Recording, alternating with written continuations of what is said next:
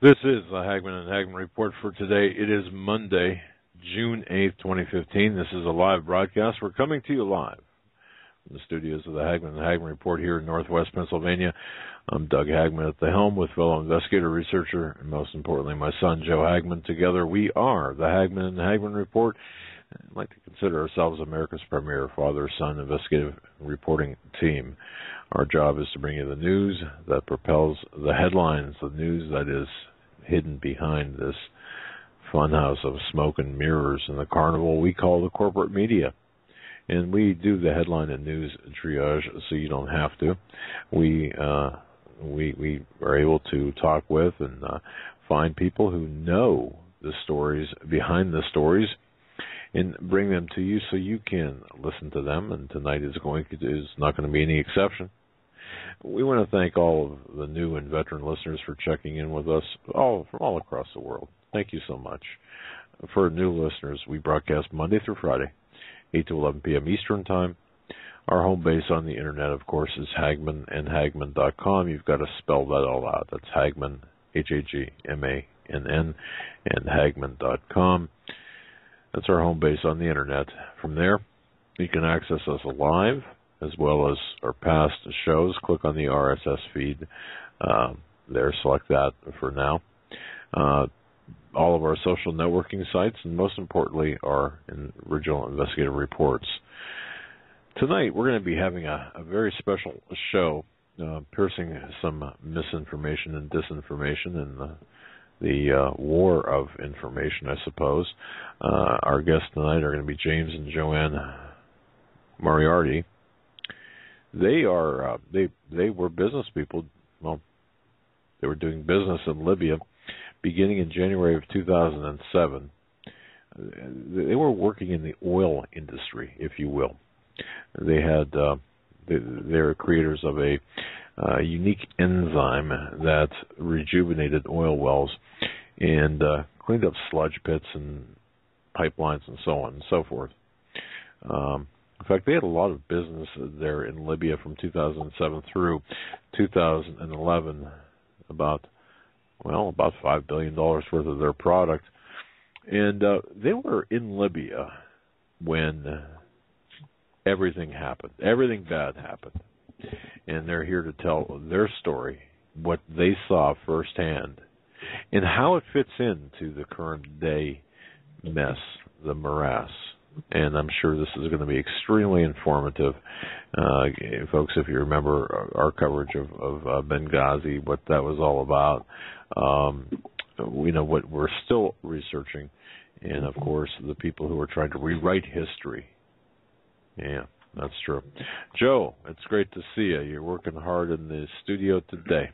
Yeah, glad to be here. This is going to be a fascinating show, as we are with Jim and Joanne Moriarty. Their website is LibyanWarTheTruth.com.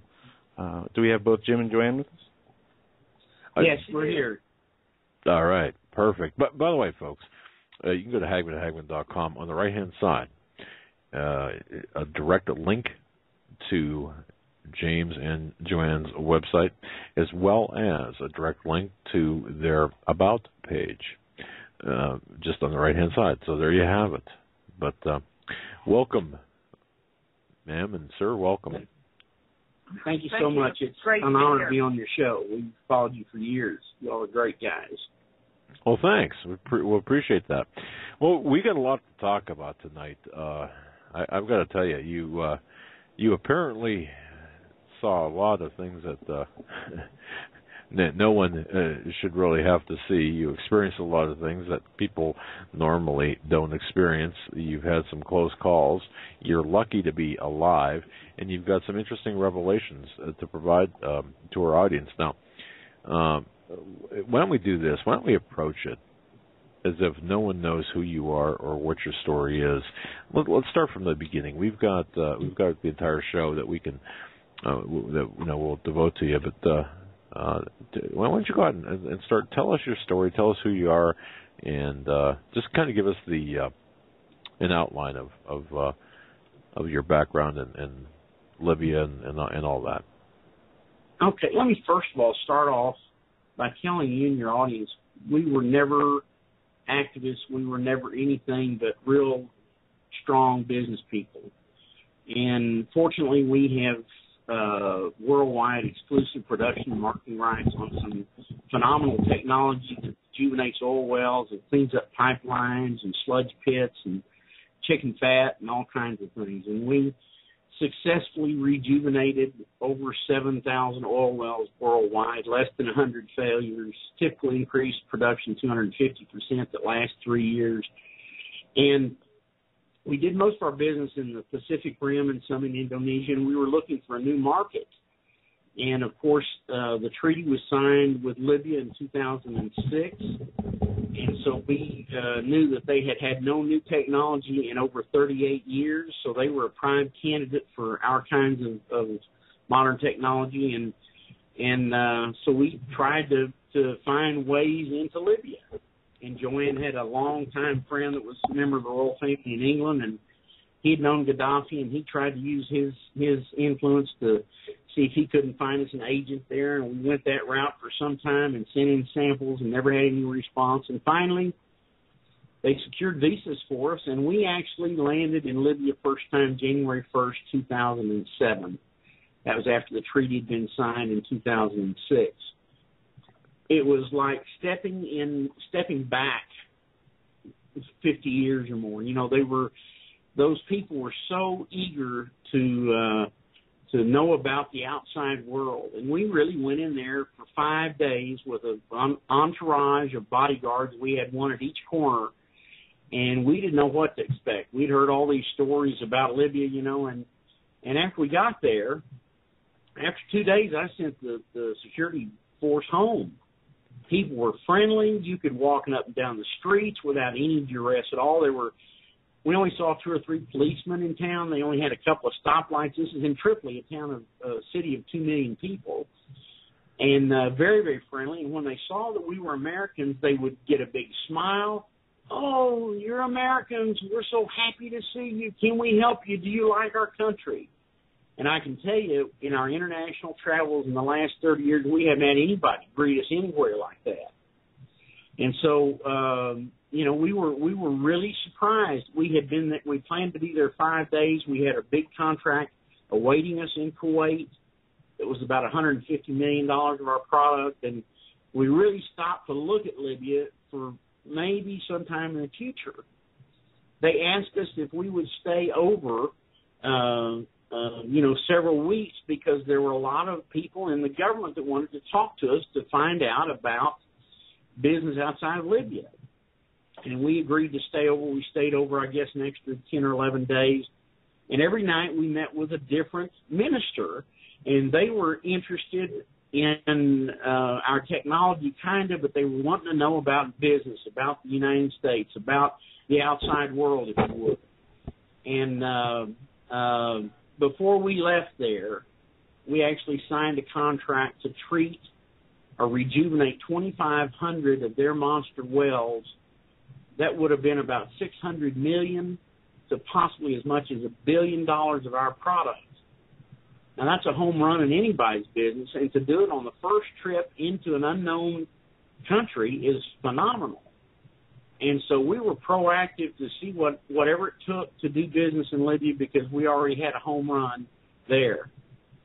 And I've got to tell you what we found in Libya, and Joanne and I are first-hand eyewitnesses to Libya. We had been in Libya 17 times from January 2007 until February 2011. We were there never less than 30 days. Several trips we were there 90 days or longer. We travel all over the country. On subsequent trips, we signed more contracts to clean up these sludge lakes out in the middle of the desert, to do environmental remediation, clean up of diesel and diesel spills, and all kinds of business. And we ended up signing contracts totaling over $5 billion in the period from 2007 till 2011. That was just our product. And you add on top of that the infill service work, and it was the total amount of those contracts probably would have been $20 billion. So, Jim, Jim, let me stop you right there. For the folks who are just joining us here, I want to reintroduce you. For the folks that are joining us a little late, we are talking with James and Joanne Moriarty. Their website is LibyanWarTheTruth.com. You got to scrunch it all together. LibyanWarTheTruth.com. You also have to know how to spell too. Okay, LibyanWarTheTruth.com. A little test on how to spell Libya. I know some of you out there. Okay, LibyanWarTheTruth.com, or simply go to Hagmann.com on the right-hand side. There's a link directly to their website. That's James and Joanne Moriarty, our special guest today, giving us the personal background story to Libya. I want to mention right now, folks, that tonight's broadcast, so proud to tell you that tonight's broadcast is sponsored by NatureBox. NatureBox ships great tasting and guilt-free snacks right to your door. They've got over 100 flavors to choose from.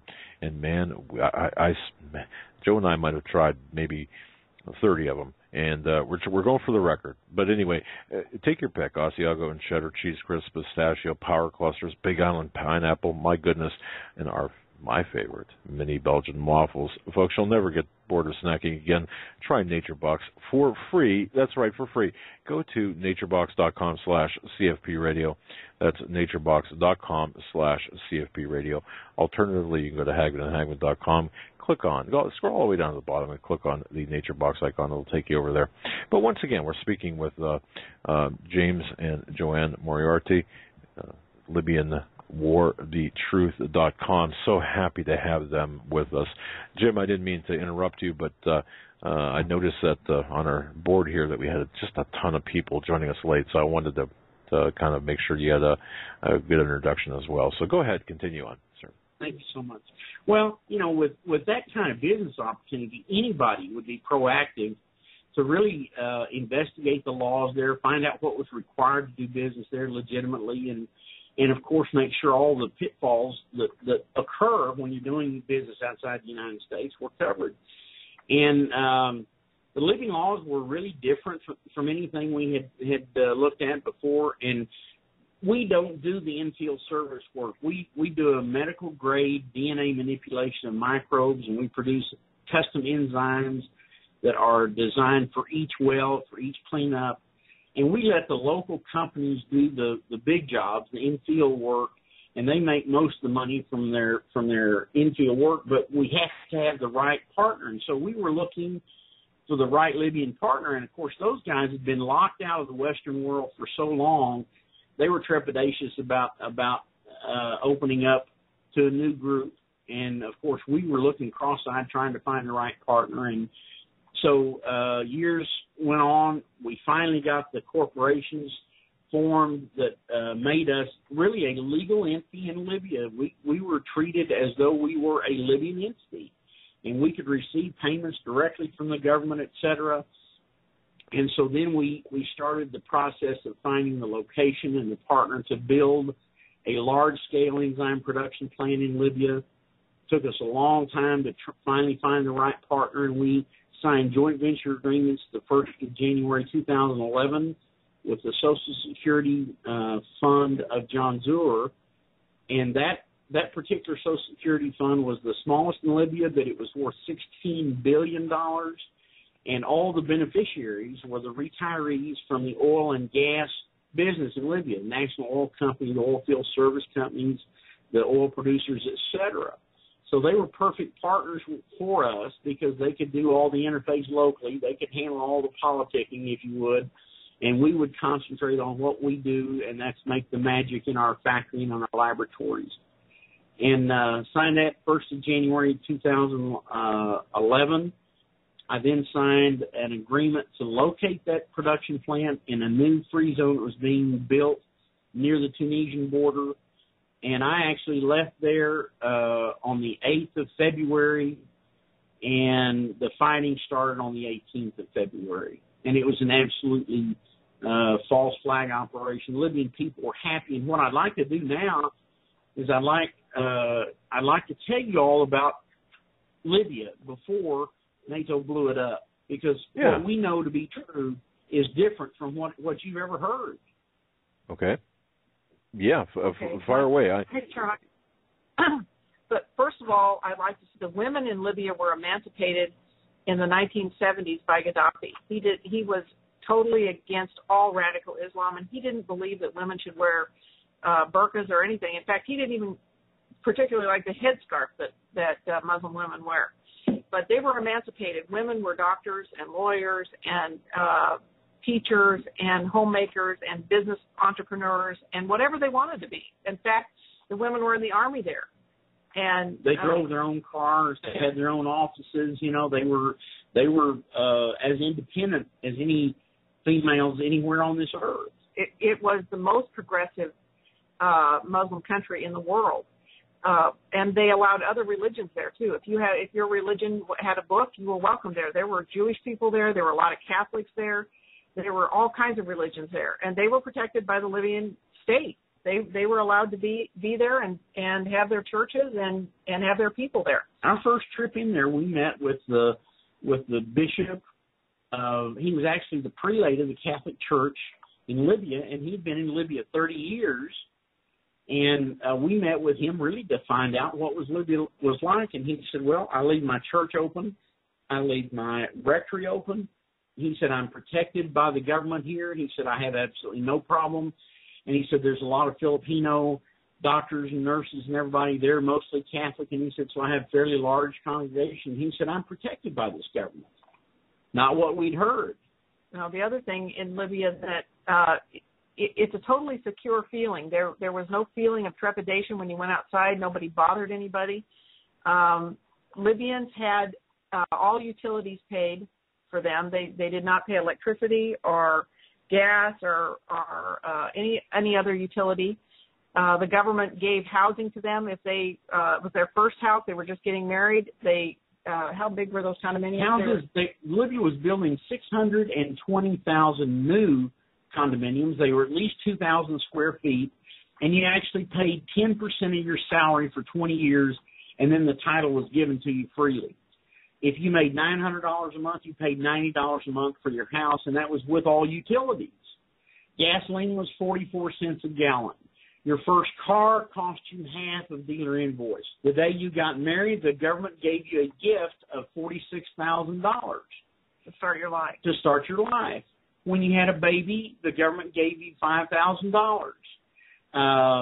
If your education was fully paid to whatever extent your brain would support. And so if you were smart enough to go for a doctorate or a master's outside of Libya, the government paid not only your fees, tuition, books, and everything, but they paid a stipend for you to live on. We knew a young man that was married with 4 children getting his Ph.D. in England, and his stipend was 7,500 pounds a month.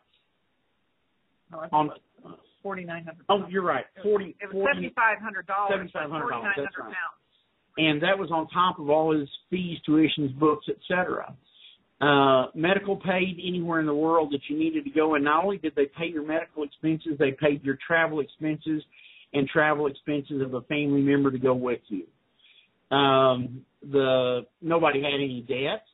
If you were a bad businessman and you lost your money for whatever reason, there were food storehouses all over the country, and without any requirement of ID or anything, you could go to one of those storehouses, tell them you needed food for your family. They would give you 50 kilos of rice, 50 kilos of flour, I think it was 20 kilos of cheese, 20 kilos of powdered milk, and enough money to buy an animal to have it slaughtered for your family.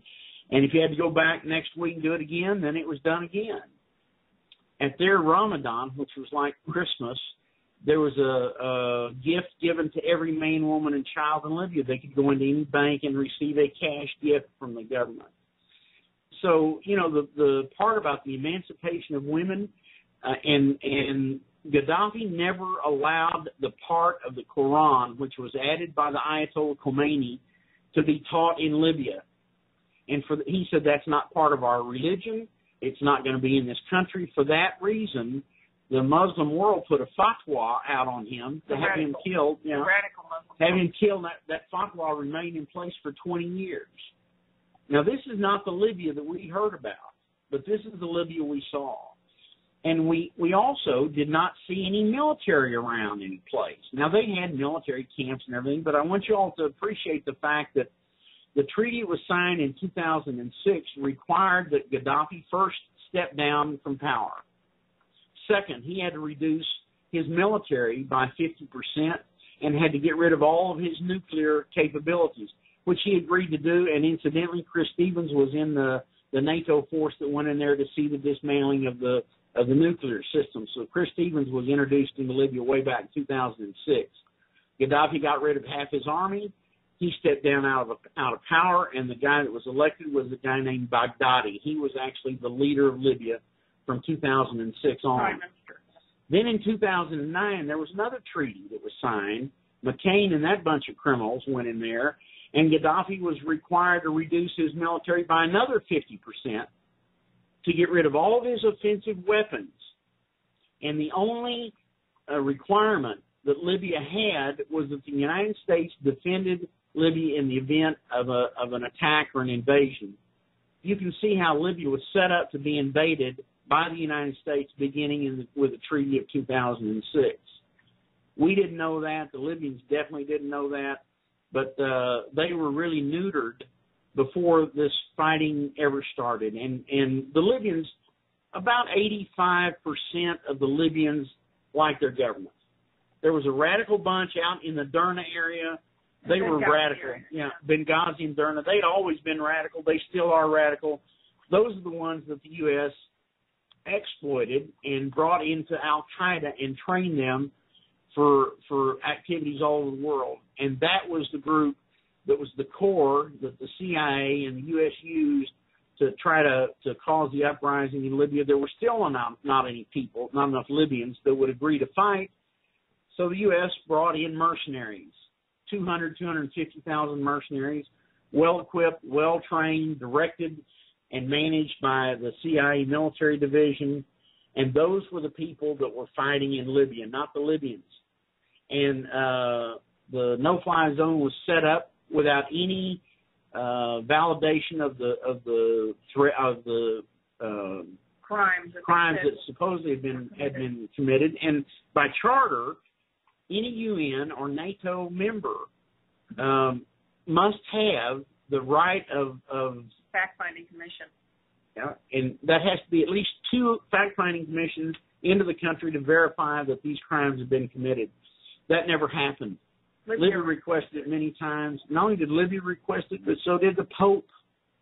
The Pope, on 3 different occasions, volunteered to act as a peace mediator. The Pope, Bishop Cardinelli, Turkson, and one Monsignor would act as the group that would mediate between the radicals, if you would, in the Libyan government. His requests were never even responded to. The request for fact-finding was never responded to at all. They just started attacking Libya. And when the no-fly zone was established, it was established under the auspices to protect the civilians, and that was established after 2.5 days. And the U.S. pilots that set up that no-fly zone blew up all the defensive equipment, said that they were so effective in their bombings that Libya could not have gotten a mosquito in the air. Yet the bombing continued because the people of Libya were not in the fight.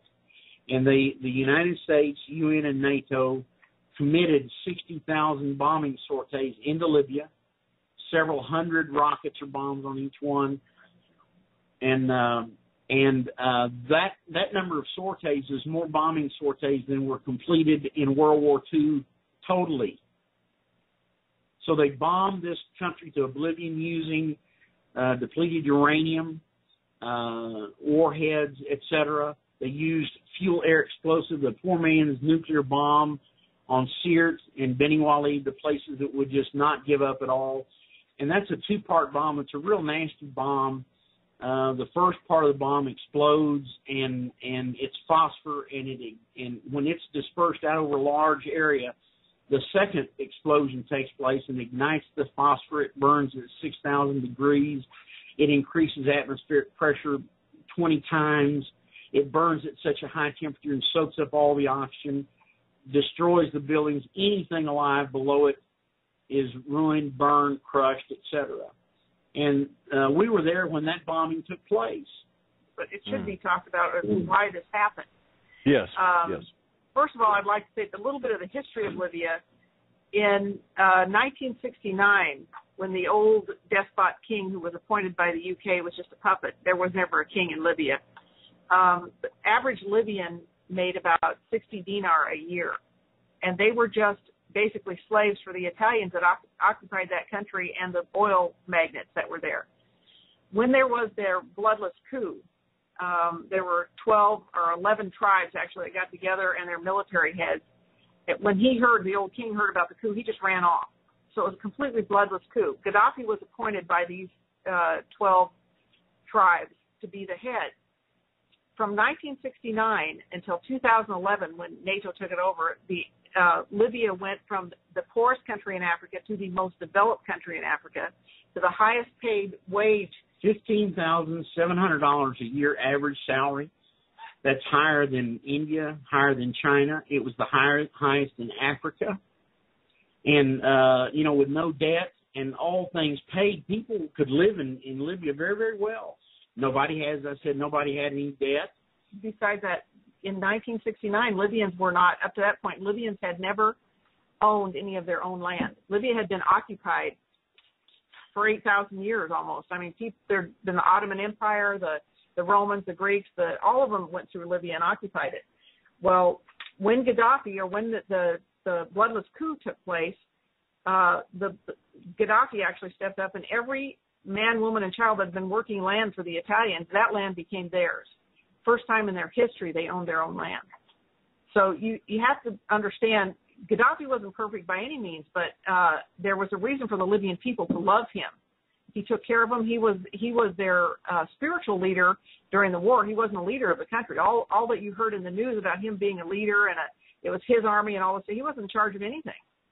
So that was all hyped by the media. Now, you go on and tell them the reason for the war. The reason for the war, there's several. First of all, Libya was the strongest country in Africa. Second strongest was South Africa. The United States is bound and determined to have a war with China, and they wanted to keep China away from the mineral resources in Africa. So the United States formed AFRICOM, which is the U.S. military control of Africa. Libya said not only no, but hell no. South Africa, 6 other countries besides those 2 would not agree to become part of AFRICOM. So the U.S. wanted to take Gaddafi out so that they could make AFRICOM a reality. Second, the Lockerbie explosion, that airplane, Libya had nothing to do with it, and that's been proven by whistleblowers from the CIA and other defense agencies. Susan Lindauer was a backdoor agent. She's written a book about that, and Gaddafi agreed to take the blame for that. The only way that they would allow him to come back into the international community and buy goods and have upgraded service for his people. You've got to realize that Libya's oil production prior to the embargo was 3,700,000 barrels of oil a day, and they produced the equivalent dollar volume in gas as well. Well, when we went in there, their production was down to less than 1 million barrels a day. So it was a huge economic requirement for Libya to be able to do business internationally. And the payoff or the bribe was for Libya to buy back in, was to admit that they did Lockerbie, pay everybody a bunch of money. But the proof is that was a rogue CIA operation that had to do with drugs in Afghanistan, and the report was on that plane. And Gaddafi didn't support terrorism at all. In fact, he wouldn't allow it. Anybody had a long beard and a mustache couldn't hardly get a job in Libya, and definitely were not allowed to move up the ladder. So he didn't like radical Islamists at all. They're the ones that gave him all the trouble. But this Lockerbie deal, you can research. Let me ask this. Subsequent to 2001, the attacks in 2001, our intelligence sources had told us that Gaddafi and even his son Zayed were working with U.S. intelligence agencies to turn over al-Qaeda terrorists to the Western intelligence world. Is that true? You're exactly right. In fact, first week of February 2011, Gaddafi and Libya were given an award by the U.S. Department of Defense as the greatest ally the U.S. had in the war against terrorism. February 2011. 2 weeks later, he was the sorriest guy that ever drew a breath. The third thing, and this is really the reason, this is where the power comes to play. Gaddafi could not stand the Zionist bankers at all. And so when we went into Libya, they didn't have any international banks. When we stayed longer, we needed to go to Western Union to bring in some more money because they, of course, didn't take credit cards or anything, and there were no bank wires. And we liked it for that reason. But Gaddafi had formed the African Bank. It was housed in the Comore Islands. All the Arab countries had signed up as members, and half of Africa had signed up. And the purpose of the African Bank was to make the gold-backed dinar the currency of the continent of Africa. Gaddafi was a big African Union guy. With all those natural resources, it was a reality.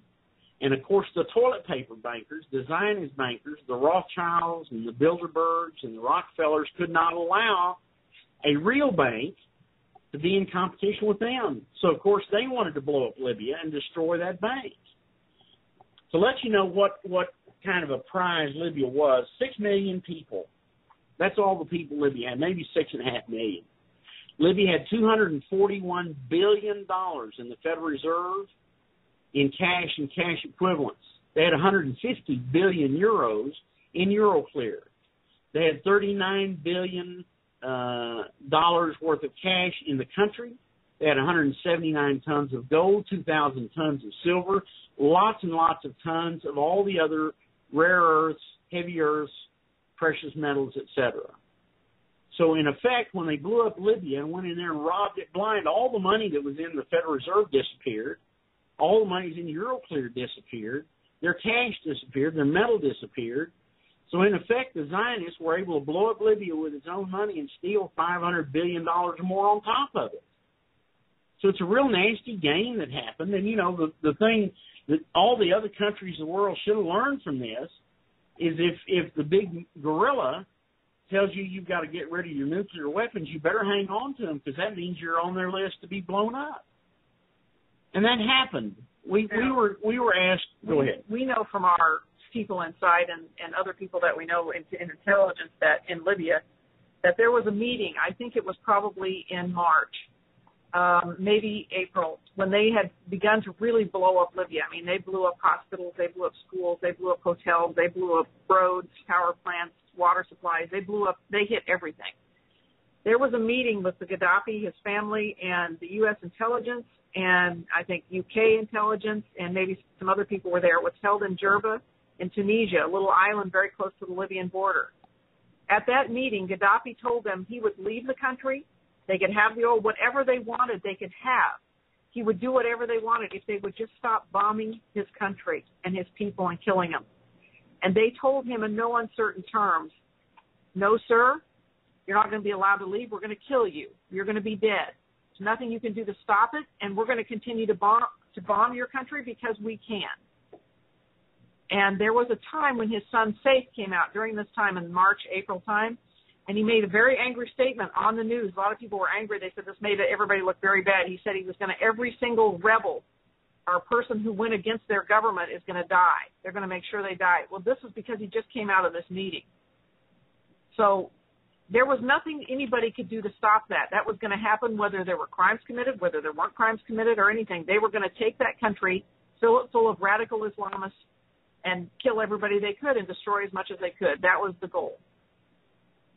Now, all this is verifiable. We have been saying these things for years. And when we first started saying them, we were so out in right field that everybody thought we were crazy. But Dennis Kucinich, and you'll find that on our CD, Dennis Kucinich had a long interview that lasted probably 45 minutes or so, where he proved that the attack and the destruction of Libya was planned years in advance, and the war games that that concluded with the destruction of Libya were planned and committed in 2010, long time before the Arab Spring false flag ever started. And in the war games, there were to be 11 warships that went in the Mediterranean, and they were to establish a no-fly zone, and they were going to use mercenaries and radicals and everything from internal. And it was to start on March 17th. Well, it started on February 17th. But those war games were in place, years to develop, and they were in place and played in 2010. And that's a big interview with Dennis Kucinich. It's on our CD. All the other statements we make are so outlandish and everything, and it breaks our heart because it was our country that was the lead. And the reason our country is doing this is because the U.S. is nothing but puppets of the Zionists, and the Congress of the United States is owned 100% and operated by those guys. Okay, and so let's define some. If you don't mind, let's define some terms here. Okay, if that's all right with you. When you say Zionists, okay, people automatically gravitate toward, well, okay, we've got an indictment against the Jews.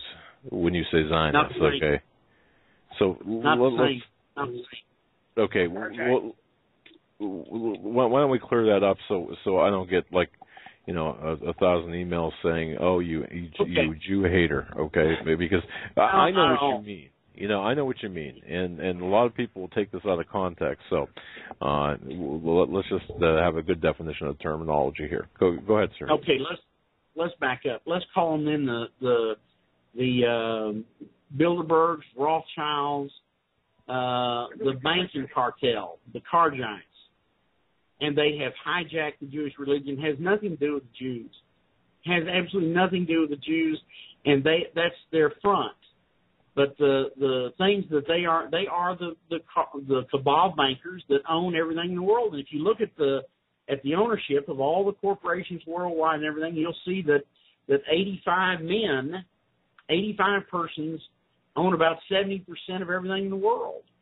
Those are the bad guys, and they're the ones that take our goods and services and give us toilet paper in exchange. And so a gold-backed currency, a gold-backed bank with all the resources of Africa behind it would be a death knell for those cabal bankers. And what we see are illegal military actions that take place all the time. And you mentioned Benghazi. We knew Benghazi was going to happen 6 weeks ahead of time. We tried to tell everybody in the United States. Nobody wanted to hear about it. But I've jumped ahead. But how did we get into Libya? Let me go back to 2011. As soon as we got back, about a week later, they started fighting, and we're in touch with people in Libya every day. We made lots of friends, and we never ever did any business with the government of Libya, not with Gaddafi or any of his family or anybody. We really were doing business more with the tribes of Libya than anybody.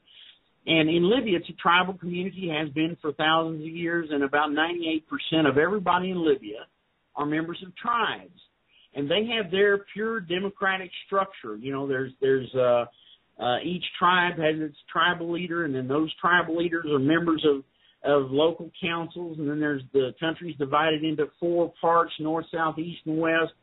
There's 50 members in each one of those sections, and then that 200 is the general secretariat, then there's 40 above those, and then there's 5 above those. And that's their structure. That's the shadow government in Libya. Libya had 2 parts of their government. They have an elected parliament. They had an elected parliament from all over Libya, and then they had the tribal general secretariat, which was the shadow government. So there were 2 bodies in Libya that governed that country. Then you had your prime minister above it. So people don't understand that Libya actually had a form of democracy and a form of representation going very well in that country. Okay.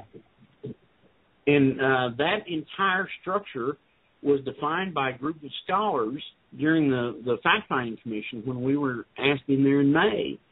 And they defined exactly how the government was set up and laid out, what position Gaddafi had in the government at that time, that he was really an advisor. And he came only by invitation. Mm-hmm. But as I said, when the country started blowing up, of course, we were more than concerned. We knew it could not be a Libyan event because Libyan people, they had a good life. They're really not happy. confrontational people at all. And so we continued to try to find out if we could help bring peace to that country because of our business. Well, in April, we were asked if we would go into Libya to head an NGO fact-finding commission. We'd never done anything like that. We said, sure, if we can help, but we're hearing a lot of stories about what's going on in Libya. And I said, the only way we agree to go in there is if we had access to any part of Libya we wanted to go to. We could film, we could talk to whoever we wanted to. If that was agreed to, then we would do that. And they said, yes, absolutely. So first week of May 2011, Joanne and I went in there with a fact-finding commission that included people from Africa, from England, from Pakistan, all France, Italy. And we flew into Tunisia. You couldn't fly into Libya, of course. And then we took a bus from the border of Tunisia into Tripoli. And we actually ended up head of that NGO fact-finding commission. We ended up for all practical purposes, trapped in Tripoli for over 100 days because of the no-fly zone. They began to bomb the road between Tunisia and Tripoli, so you couldn't get out that way.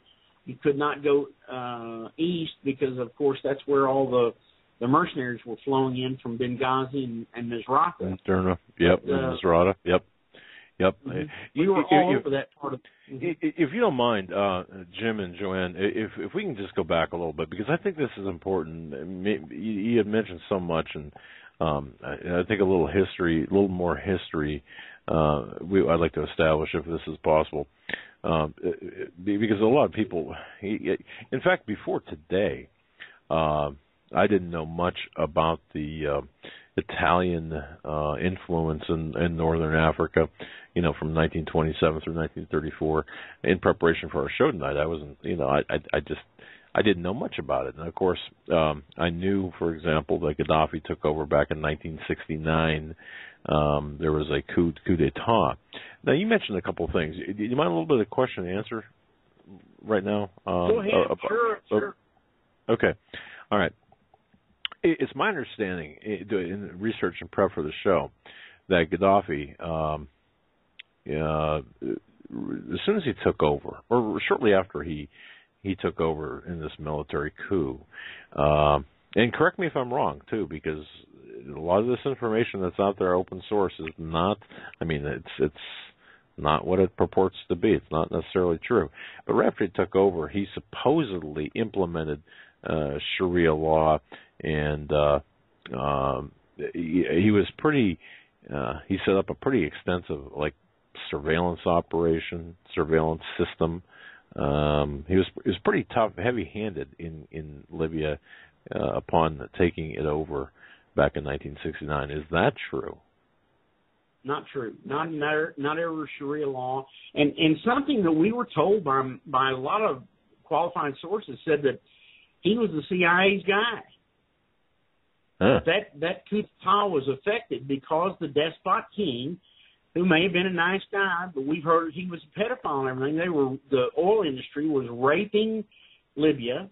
Libya was only getting a very small portion of the oil income. Plus, they were making these sludge pits out in the desert that you can see from satellites. They one of them is like 18 miles long, 2 or 3 miles wide.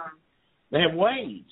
And the biggest aquifer in the world runs underneath the Sahara Desert. And if you just dump all this oil out on the sand, it's going to leach through the sand down into that aquifer of fresh water and ruin it. So when the Libyans were trying to get the oil companies to have better stewardship over the natural resources, the oil companies really thumbed their nose at them. And no, they were pulling the money out. It was coming out easy. Let me give you another piece of information. A typical oil well in the state of Texas, and there's about 180,000 of them. The production zone is anywhere from 5 to 15 foot thick. In Libya, their small production zone is 600, and their big zone is 1,200 feet thick. They have huge wells. So they have these monster wells. Plus, they've got the lightest oil in the world. They've got some oil that has an API of as high as 55. You can take it out of the ground, almost pour it into your crankcase. It's called Bonnie Light. Now, it doesn't have a lot of paraffin in it, but it's extremely light oil. And some refineries in the world, namely in France and in Germany, can only process that oil because it has no sulfur or other contaminants or anything in it. So Libya is a real strong resource for Germany and France. Gotcha. And so they, of course, were on the bandwagon to help blow Libya up so they could get more oil and gas out of it. Now, go ahead with some more questions. Well, yeah, and Joanne, I don't want to cut you off at all, but okay, going back to the Reagan era, for example. Well, even before that, we saw, and you'd mentioned this, oil. The country's income came from oil, and of course, we saw what happened in the 70s. Now, it's my understanding, or at least it's historically been reported, that a lot of the profits from Libya's oil production and exports went on to purchase arms and sponsoring of paramilitary terrorist organizations across the Middle East. Is that true? Not at all. How would Libya have been the strongest ally with the United States against the fighting terrorism? How would that be? Okay. And the part about the terrorists being trained in Libya that bombed 9/11, that was never true. That was all false. But you need to appreciate the fact that the media is not telling the truth and never have. The Supreme Court finally declared them an entertainment entity because they're not required to tell the truth. Well, and that's why we have you guys on. And that's why Jim and Joanne, we are so glad to have you on to tell the truth. I mean, you've been there, and as you, by your own admission, were 17 times in excess of. I mean, you've been there a lot. I mean, my goodness, as Westerners and as business people. So we need to set the record straight. One more question before we move on, and we go on here.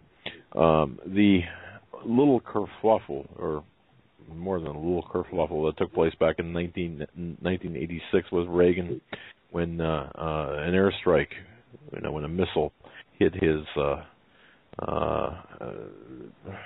tent, if you will. Yeah, his home. Killed his daughter. What was that about? Well, it was another, the Libya was blamed for blowing up the embassy in Germany. Yeah, and for killing that policeman outside their embassy. And those were CIA operations. And there was a disco in England. All those were blamed on Libya, and the reason Libya is an easy target is because they're a closed shop. You can't get a visa to go. You could not get a visa to go into Libya. They were closed to outsiders. They didn't have a visa department. They had been abused by every country that went in there and controlled Libya. Exploited. And so they were really a pure tribal culture. There were even when we were there was only about 300,000 foreigners a year into Libya, and most of those, 90% of them were oil field service people and executives in oil field production companies and things like that. But it was really easy to blame them for things because they never responded. And this frustrated us because during the war, when we were there, the reporters that were inside Libya were absolutely lying about what was going on. We heard them every night. They would go in and tell exactly the opposite of what happened.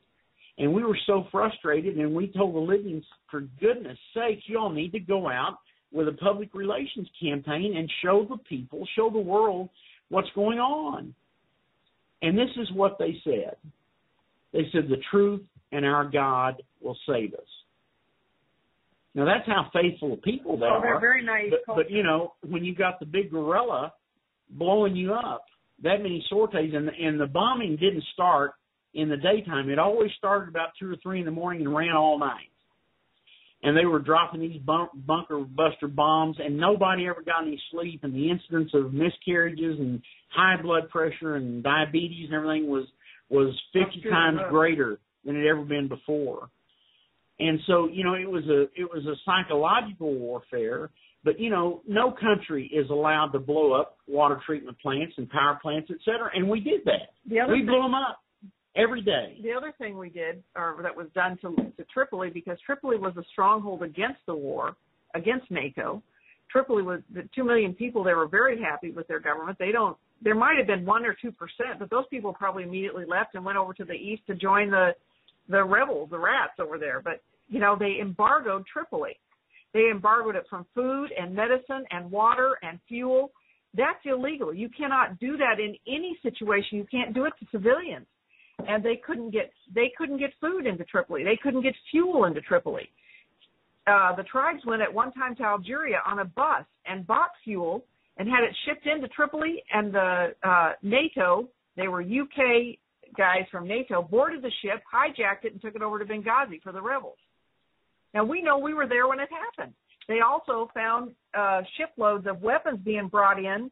The Libyan Coast Guard caught the ship, and on it were some young men with a whole bunch of weapons, and NATO guys were on it, and those guys jumped off and immediately confessed, hey, we were bringing in these weapons for the U.S. and for weapons made in the United States, the crates, new crates. We have pictures of them. U.S. weapons. You know, transshipped via the Turkey and transshipped via Emirates, etc. And Qatar. And of course, the U.S. by our law, if there is any left here, you know, cannot support any aggressive military action anywhere in the world. You know, the Libyans ask, how is this supporting children and protecting the innocent when you're bringing in shoulder-mounted rockets and weapons and ammunition and bombs? So how is this protecting anybody? Here's something else. All the civilian cars were gasoline. The only vehicles that were diesel were military. They barricaded gasoline from entering the country. Who is that going to affect? Look at any war games, any acts of war, and you're not allowed to affect the civilian people. Blowing up in universities. One university was hit 3 times. Hospitals, clinic. We were in a hospital interviewing some wounded soldiers when they bombed it. Bombs and rockets landed within 300 feet of where we were standing. This was in a hospital. One leg of the hospital was hit. They blew up everything. There was a children's center there in an ancient building that was a historical building, not too far from the hotel we were in, and they blew that up 30 minutes after the UN representative was there observing. In the records room. In the records room, observing that Libya had the best record in the world for child care, for child survival, for prenatal, postnatal, and it was also a building for rehab for people who were hurt or injured or people who had mental disabilities, missing limbs and things like that. There's no reason to bomb that building. They just blew it up. And that UN representative was there going through all the records, and of course all these records would have proven that Libya was really a first-class place. He left 30 minutes later. A bomb directed at that site blew the whole place up. And that was incidentally 2 blocks from our hotel. But we saw, and Joanne and I went out by ourselves, out in the netherworld of Libya, and we interviewed people that had been injured, and one young man had his throat slit, and part of this is on our video. And the news claimed that he was a rebel, and that his head was chopped off by Gaddafi's army. The truth was he was a soldier. He was captured by the rebels. They told him to put on civilian clothes, and then they cut off his head and blamed the army on it. And the truth was Al Jazeera and Al Arabiya TV was embedded with the rebels from day one. This happened on the first day of the fighting. And they were embedded with them, and the TV crews were telling the rebels what to do to stage these events. So did you get any truth out of Libya? Not ever. This was from day one. There was one man who survived in this massacre that they blamed Gaddafi on. He was shot twice in the head, I think, and once in the shoulder, and someone saw him move and pulled him out, and he survived. And he's one of the people we interviewed, but he's absolute proof of how this was a false flag, how it was started. And also you should know that the rebels, what revolutionary knows how to open a central bank the first week that they start their revolution? First time in history that any revolution, the first event was opening a central bank, and $1 billion was sent to that bank out of Saudi Arabia. Ended up $935 million arrived, and then that money disappeared almost immediately. But they were paying rebels, and they were bringing in mercenaries because the Libyan people would not fight each other. So they were bringing in mercenaries, several 100,000 constantly, paying them with money that they were taking out of Libyan banks and being brought in. A lot of the people that we interviewed told us, or it was translated to us from a translator, that the person who had them or chopped them up or tortured them or whatever they did to them were not from Libya. They all had an accent. Some were from Afghanistan, some maybe from Egypt, some maybe from Sudan. They came in from all over the whole region. They were all radical Islamist mercenaries. They were brought in by the Libyans, the young men that were kind of coerced into this. They were given drugs and alcohol first time in their lives, because you didn't see drugs and alcohol in Libya. That's what the mosques were used for. And they would go into mosques and they would get these young men drugged up and drunked up and let them rape all the women they wanted to. And then, of course, from that point on, they liked that debauchery, and those were the guys fighting. And many of the many of the Libyan families disavowed their young men from the families because of the activities they did. While we were there, go ahead. Well, Joanne, I'll direct this question to you. You saw, if I'm hearing you correctly, well, both of you, but Joanne, as a woman, your intuitiveness, I do respect women's intuition and their observations. This was an evolution. This was a process, wasn't it? Since you first stepped foot in Libya until you left Libya for the last time, am I hearing that you saw this process increase dramatically? In other words, this influx of terrorists, if you will, this debauchery, this orchestrated debauchery, this orchestrated takedown of society. Is that what I'm hearing you say? Absolutely. I have to tell you that I would have to guess that the war crimes and the crimes, the horrible crimes that we witnessed in Libya while we were there are beyond anything I could have ever imagined. It has to be beyond what Hitler did, because I never saw any. There were women, girls were taken off the streets, their clothes were taken from them, they were put into rape houses. A group of girls were taken from a house in Misrata and put into a rape house, and they were all raped. These were 14, 15-year-old girls, and then their breasts were cut off, and they put their breasts, wrote nasty names on the streets in Arabic with their breasts. One family went home and found their son chopped up in the refrigerator. You can't even imagine the horrific things that were done. I don't even know who thinks of these things. Now, I've got to also tell you that the news was putting out the word that the Libyan soldiers were doing this. It was exactly the opposite. The Libyan soldiers did none of this. We interviewed a lot of women. One young girl who was raped, she came all in black, because in the Muslim society, to be raped is a horrible thing for a woman. And she didn't want her face known. She was crying. She was crying when we interviewed her. She came. She was very brave to come and talk to us. And she said, "I'm alive today because the Libyan army came to the rape house and carried me out in a blanket." She said, "That's the only reason I'm alive." And this is when Hillary Clinton was trying to get troops on the ground, because they said the no-fly zone was not effective in protecting the innocents in Libya.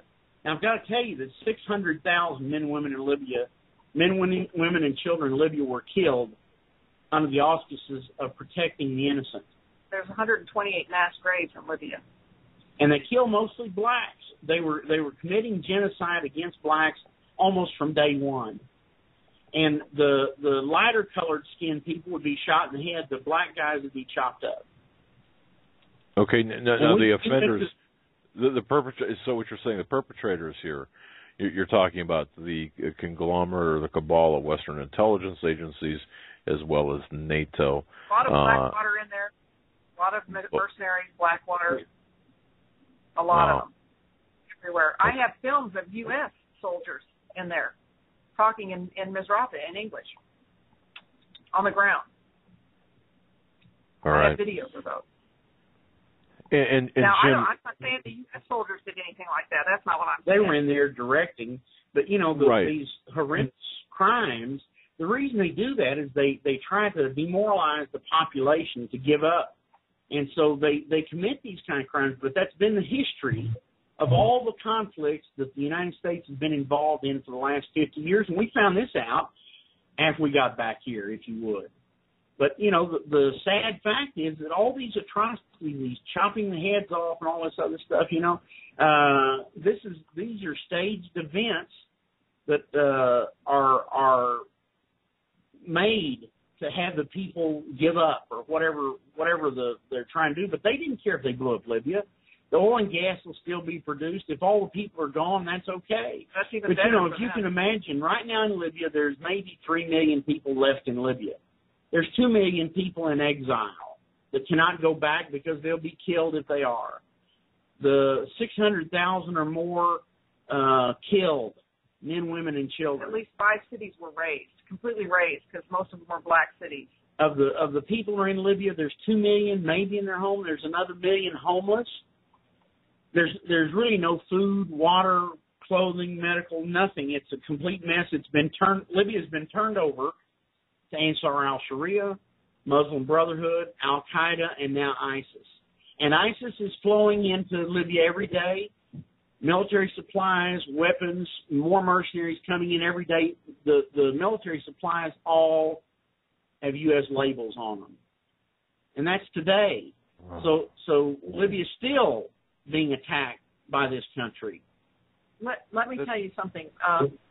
We became very close with the tribes while we were there, because the tribes were holding big meetings all the time, and they were trying to figure out what they could do to stop this thing. And we were the only Americans that were there that were not reporters or were not in some form of media. We were there on a fact-finding commission, but we were not people who did this for a living. We weren't fact-finding people. We were just business people. And we were on our own nickel, incidentally. We were on TV all the time in Libya because they put their tribal meetings on TV. And then we were on a very famous talk show a couple times where all 6 million people, Libyans, listened to the TV.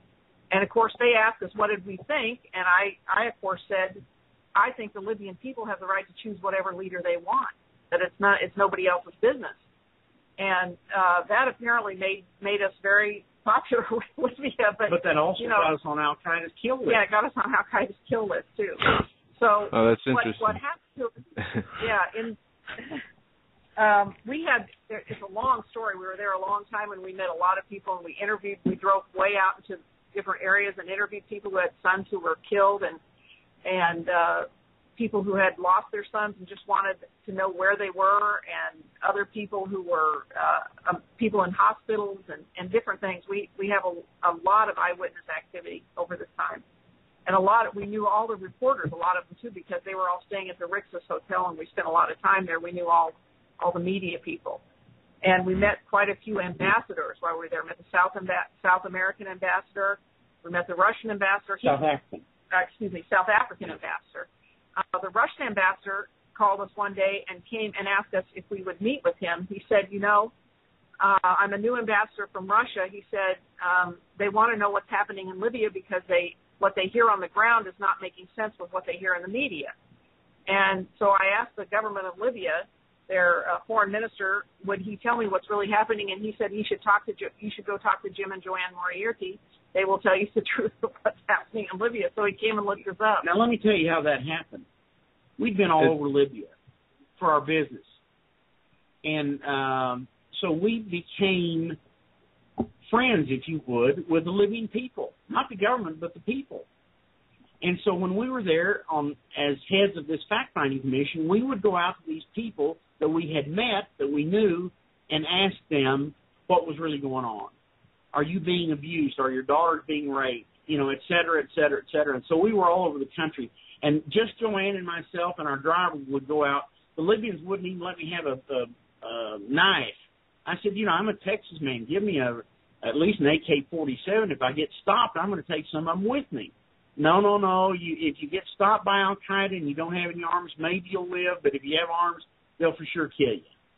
So we were never given any weapon at all.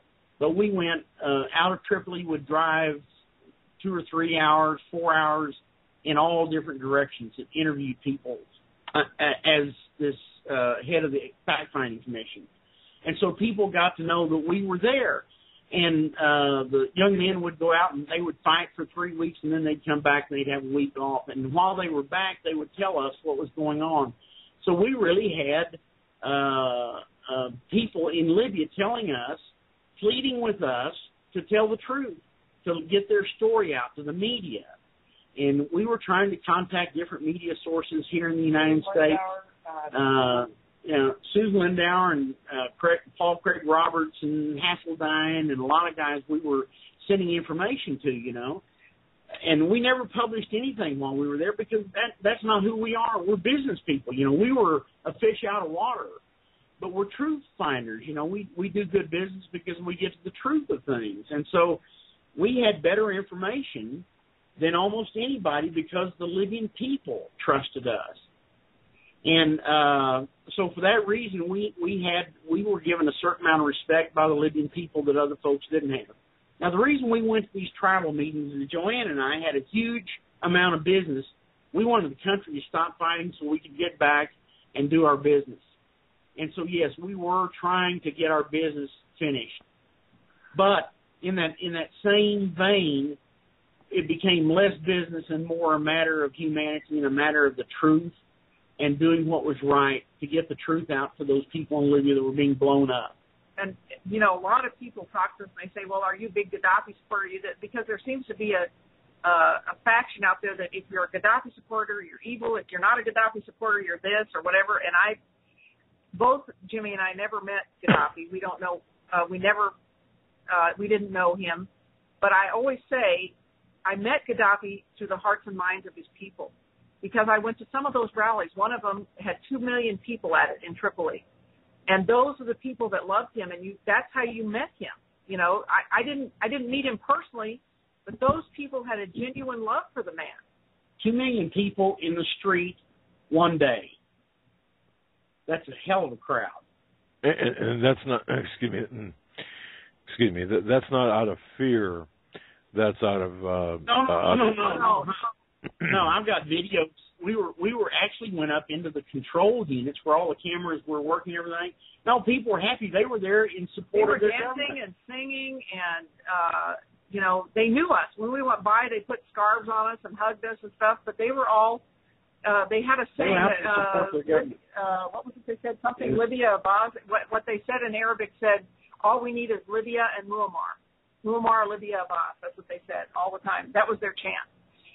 Libya, our God. Libya, Gaddafi, our God, or something. Yeah, they had three. Libya, our God, and Muammar. They said was what all they needed for their country. And there were people that didn't like him, but I would be shocked if any politician here would ever get 80% or 85% approval and call that someone who's disliked in the country. That's true. That's outrageous to say he was not liked. But the media gave all that 10% or whatever it was a huge voice. They had a false, the green square, which was in the middle of Tripoli, it was a great big square that was about 4 square blocks. And that's where all the big rallies were held. That's where the big political speeches and everything were held. And anytime there was any rally, that square would be full of people, all of them in support of the government of Libya. There was exactly a mock-up of that square in Qatar. The news people told us that. And they would have rallies.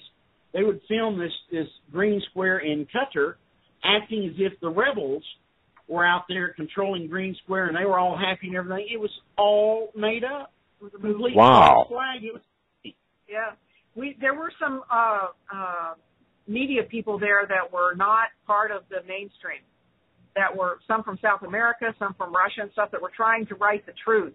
They were completely hammered by the other media. They were beat up all the time. But one of these guys is the guy who told us that he said, I was in Qatar. The same thing is there exactly. When we were staying at the Corinthian near the end of the war, this is kind of a little sidebar, the South African ambassador, H.E. Dangor, who's the plenipotentiary ambassador for South Africa, he sat with us many times in that coffee shop because everybody had left Tripoli.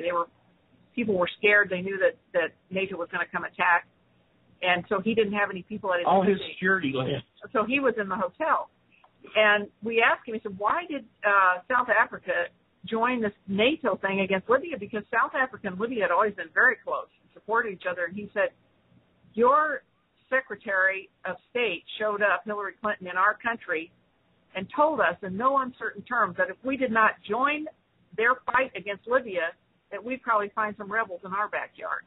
He said it was like the woman had a closet full of rebels she could drop down any place she wanted. I said, she probably does. Now, that was H.E. Dangor. Go call him and verify it. But I'll tell you, we heard exactly that same thing. We have a real, real close friend, 30-year long-time friend from Kuwait, who's a member of the royal family there. And in the early days, we're talking about February and March, I was trying to get the Kuwaitis to make a donation of $10 million to buy Jaws of Life and other saving equipment because Libya had none of it. And they actually would use ropes and manpower trying to lift these walls off of people that were caught in a bombed-out building. And I asked the Kuwaitis, I said, why don't you do the right thing, do the humanitarian thing, and buy about $10 million worth of this equipment. I've located a bunch in Germany, some in the United States, and sent it over there to save the lives of these innocent people. And so Sabi said, yes, I'll talk to my family and we'll see about that. Well, a few days later, I said, Sabi, what did you all decide? And he said, yes, we're going to do that. And he said, we actually upped the amount to $50 million. And I said, wonderful. I said, are you all going to source it from here? And he said, well, we actually called the Secretary of State's office to verify how we should do this. And they said, well, if you're so interested in helping Libya, then the first thing you need to do is join hands with us in attacking the government there. And second, you need to give this $50 million to Qatar because they're handling all humanitarian activities into Libya. And they said, well, that's really not what we want to do. And they said, either you do that or you may have rebels in your country. So Hillary Clinton told exactly the same story to South Africa and to Kuwait. Is it a surprise that she blackmailed everybody? I mean, that doesn't surprise me at all. No. What happened to us? Joanne, hold that thought. Hold that thought a moment. Jim, hold that thought. Our top of the hour break. We're a little bit late for that. It'll be about a 5-minute break. So, folks, you're listening to the Hagmann Hagmann Report on this Monday, June 8th, 2015. Our guests today are James and Joanne. And how do you say that last name correctly? Moriarty? Moriarty, yeah, that's correct. Moriarty. Jim and Joanne Moriarty. Their website, LibyanWarTheTruth.com. LibyanWarTheTruth.com. Go to their website and read some of their articles that they have. Or listen to some of the radio interviews they've done.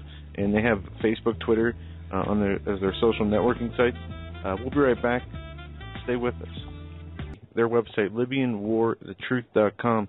And when we took our break, you were talking about the tribes in Libya, how you have come to know many of the tribes in Libya. And I don't think you got to the point where we talked about last week that the Libyan tribes, you were one of the only people to befriend a lot of these tribes, and you were the only Americans that knew these people. Is that correct? Yes, that's correct. Let me tell you what we were doing. At first, as I said, we were trying to salvage our business. We had a huge amount of business there. And with all the media going against Libya, we went to the tribal meetings because there was news coverage of every tribal meeting. And when we went to those meetings, the tribes always sat us up in the front row because, if you would, we were the only two white faces in the crowd.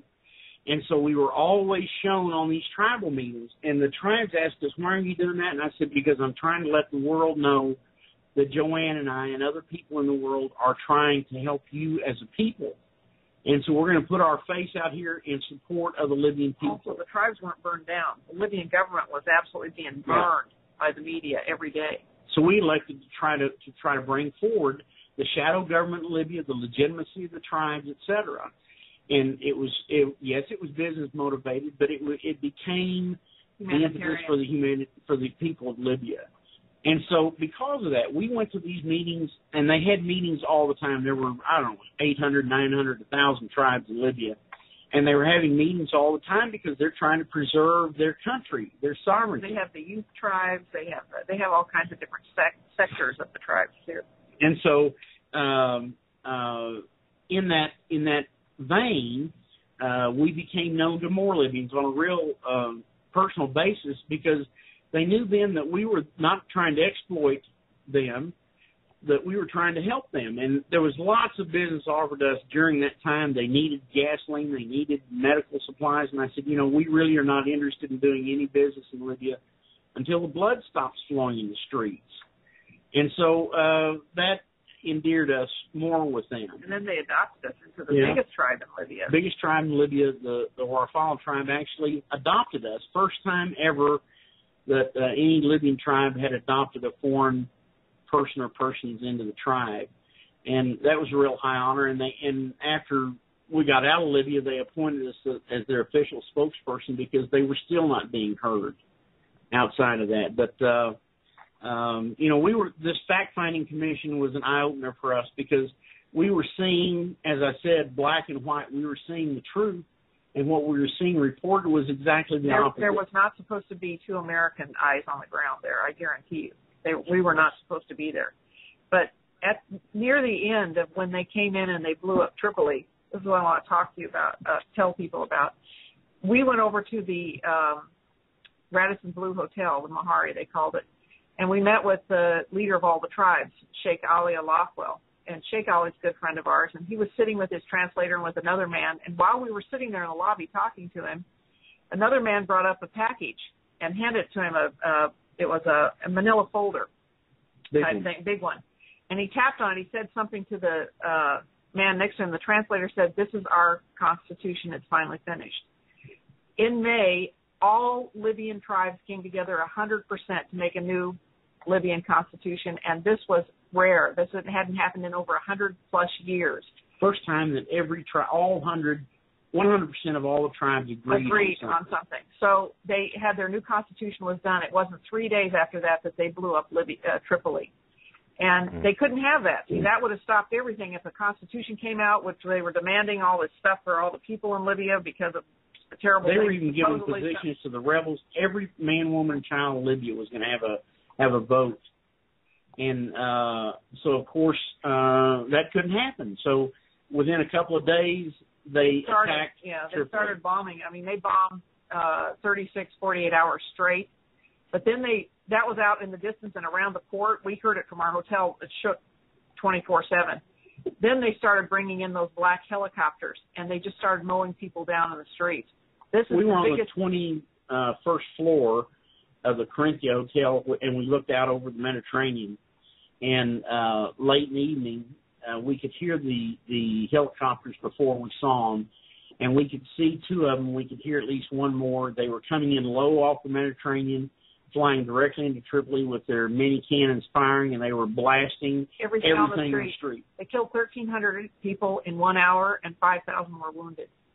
That's how they took Tripoli. Man, woman, and every man, woman, and child that was out was shot.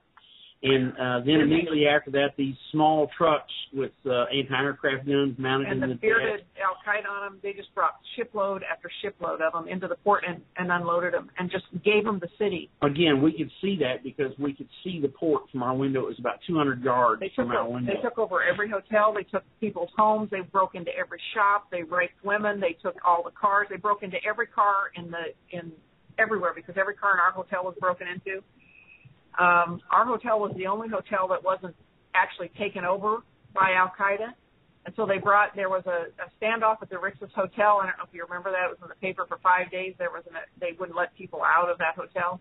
When they finally got that done, all those people came over to our hotel. The Russian ambassador called us during this time, and he said the Malta Prime Minister is sending a rescue ship for all the dignitaries that are in Tripoli, and I'd like to put your name on that list. Would that be all right? He said, I know that your State Department's not going to do anything to help you. And I said, please do. And then during that time, we met a young man in the lobby who was the FIFA coach from Germany for the country of Libya. Tony Hay is his name, and he asked if he could come with us, so I had his name put on the list. And then the sister of the president of Mauritania asked to join us, Fatima too, she joined us. And then a Bahraini prince joined us, and then there was one other man from Texas that joined us.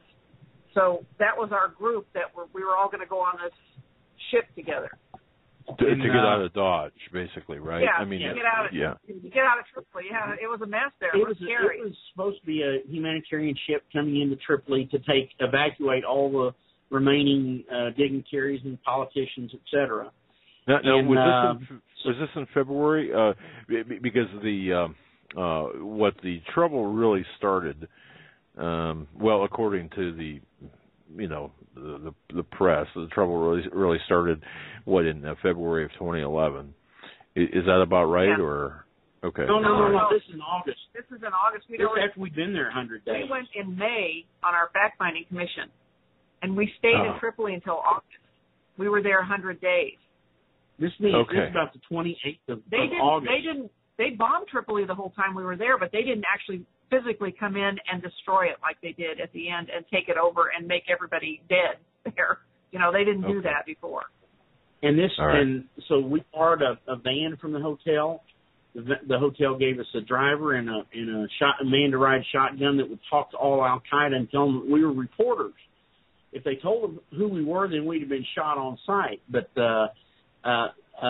anyhow, we were trying to find this rescue ship. There were checkpoints about every 100 yards. Yeah. And you stop, and these bearded You've seen thugs, them. They look like ice. And they shoot their guns in the air. One time they shot down to the ground, a bullet ricocheted up and knocked out the back window of the van we were in.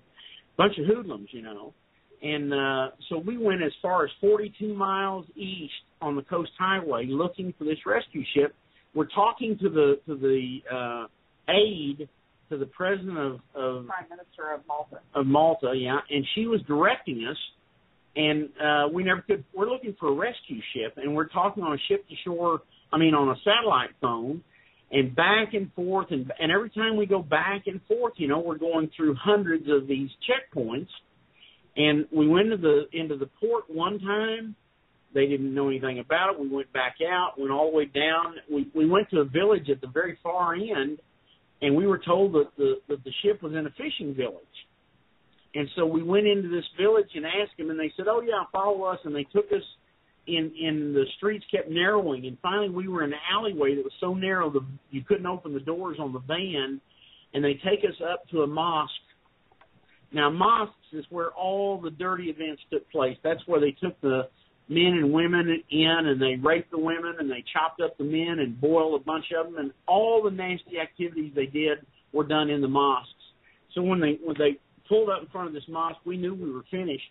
Luckily, these were good people, and they were trying to help us, and they gave us some fruit juice and some oranges to eat and everything, and they said they would direct us down to this fishing club where supposedly the boat was moored.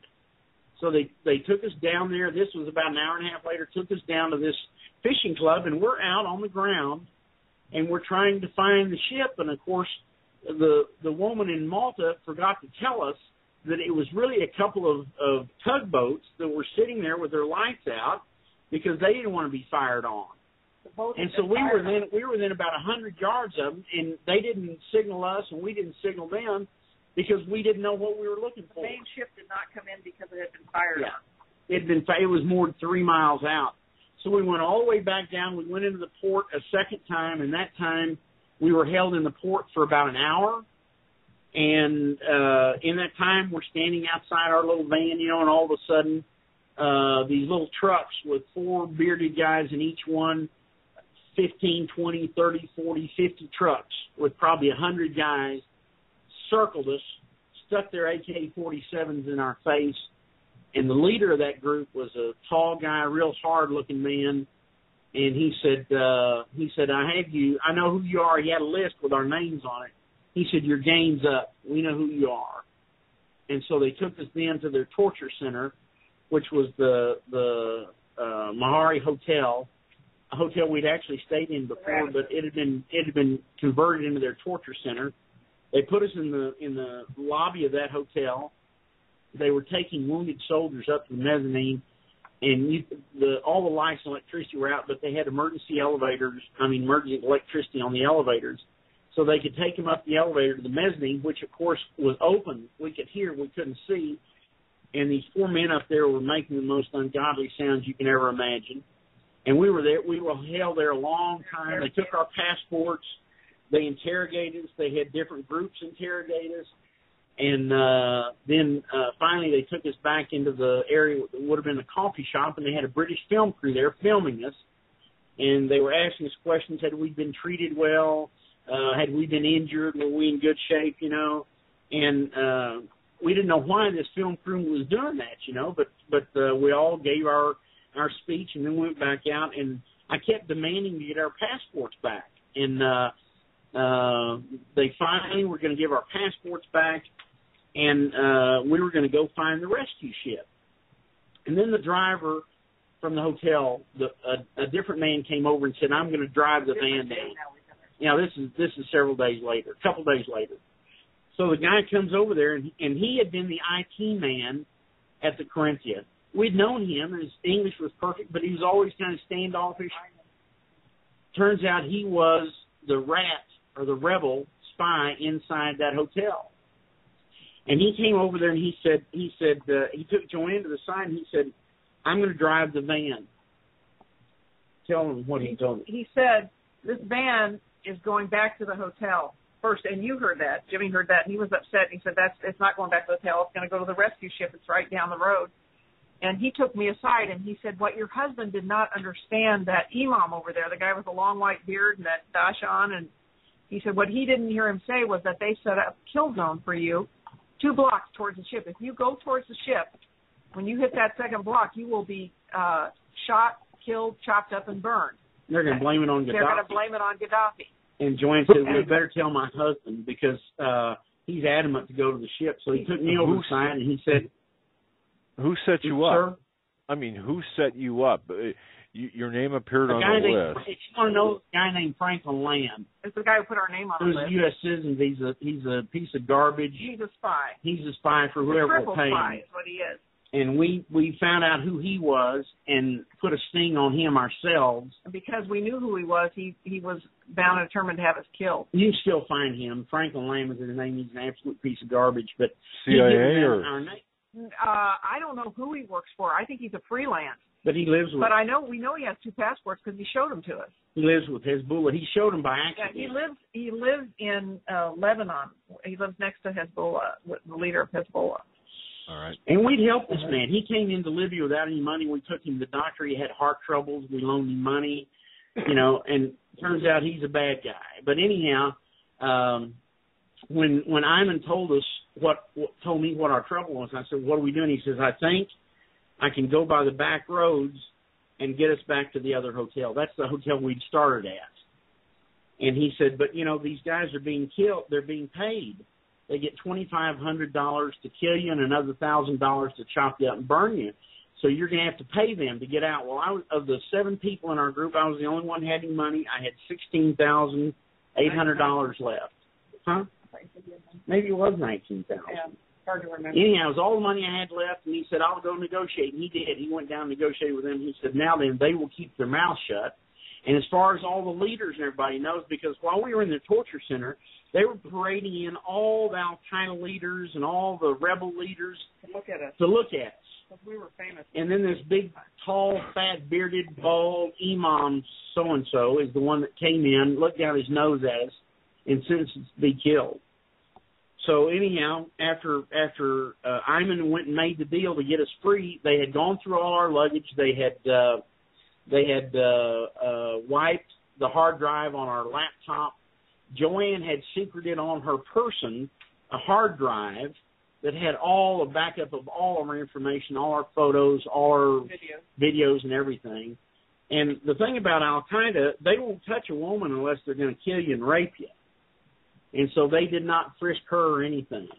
But when we got back in the van, then Iman was good to his word. He took the back roads and drove us about 2 miles back to the first hotel. That's the first miracle. Because Al-Qaeda, if you look at them wrong, they kill you.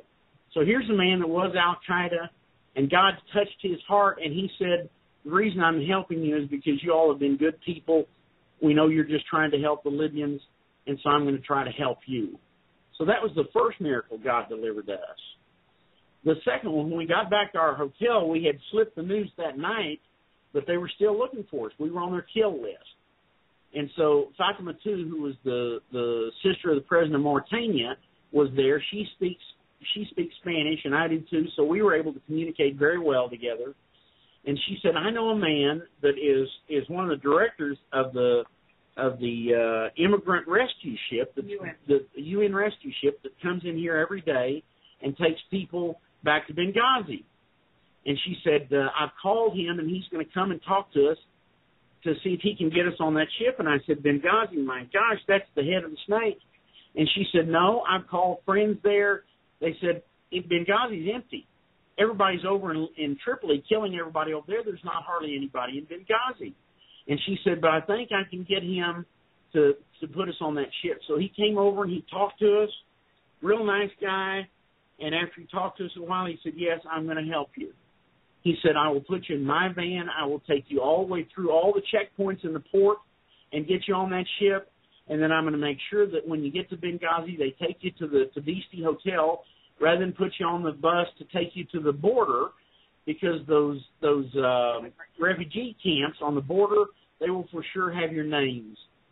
And he said, so I'm going to do this. That was it, again, high risk to his person. He was good to his word. This was the second miracle. He got us on the ship, and we had two of the worst days you can imagine. The deep heat of the summer on the Mediterranean, no food, no water, 2 bathrooms for 300 people.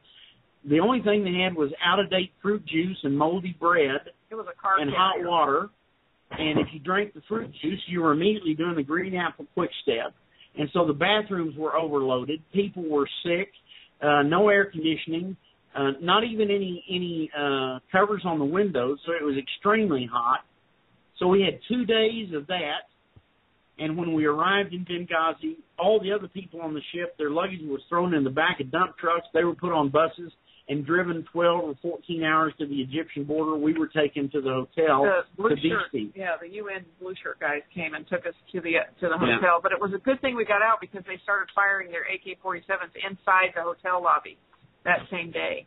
Yeah. They were chasing people around, and we were locked in our room. The hotel called us and said, there's an armed gunman on your floor. Don't open your door. So it was, it's like a Tom Clancy novel. It really is. Yeah. We saw a guy chopped up down on the beach. Yeah, there was a guy outside our window. That's exactly right. It was the day before we got on the van to go try to find a rescue ship, and there were 2 soldiers that were fighting about 8 or 10 rebels. And the 2 soldiers had on soldiers' uniform, and there was a small retaining wall in front of the old port. We're looking at the port that's 2,000 years old. It's really just some little jetties. And this one soldier jumps over this fence, and then he runs along the inside of this fence line down about 300 yards.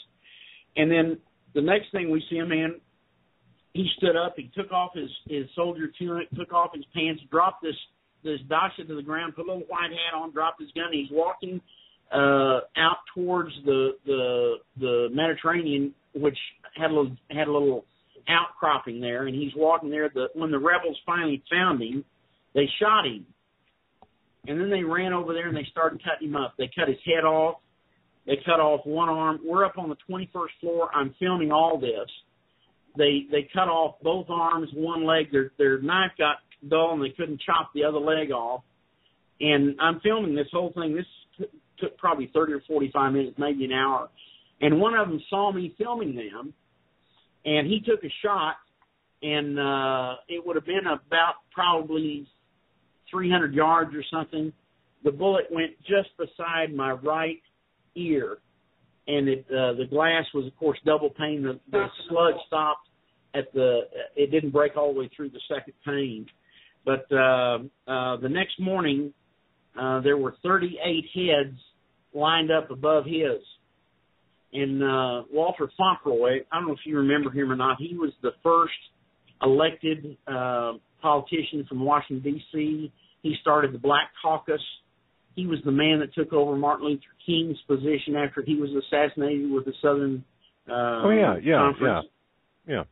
Walter was in Libya, and after they'd had this long 7-day event in the Rexus Hotel, Walter actually had the rebels and the Libyan soldiers and the two sets of media, 40 bad guys and 7 good guys, had them on their knees for days and prayed them through this.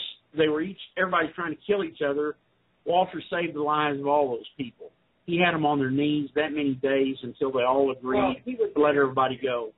And so we didn't know this about him, but when they let everybody out of the Rexus Hotel, they came to our hotel because ours was the only hotel left with a kitchen operating and electricity. And so I'm talking to different people in the lobby, and then I hear somebody speaking American English on the far side of the lobby. I walked over there, and I went to introduce myself, and I said, "How are you? My name is Jimmy." He said, "You're Jimmy Moriarty. Your wife's Joanne. I'm here to save your life."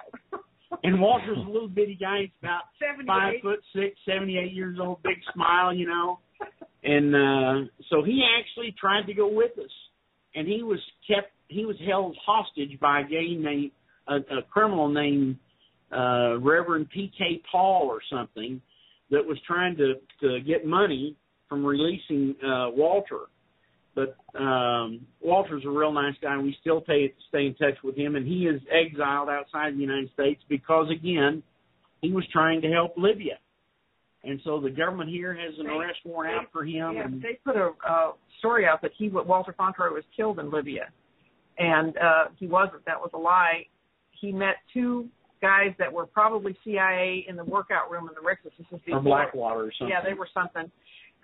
In the workout room at the Rexus. He told us the story. He said, I would go down there and talk to them because they were Americans, and I enjoyed talking to them. And he said, they told me one day, we were sent here to kill you.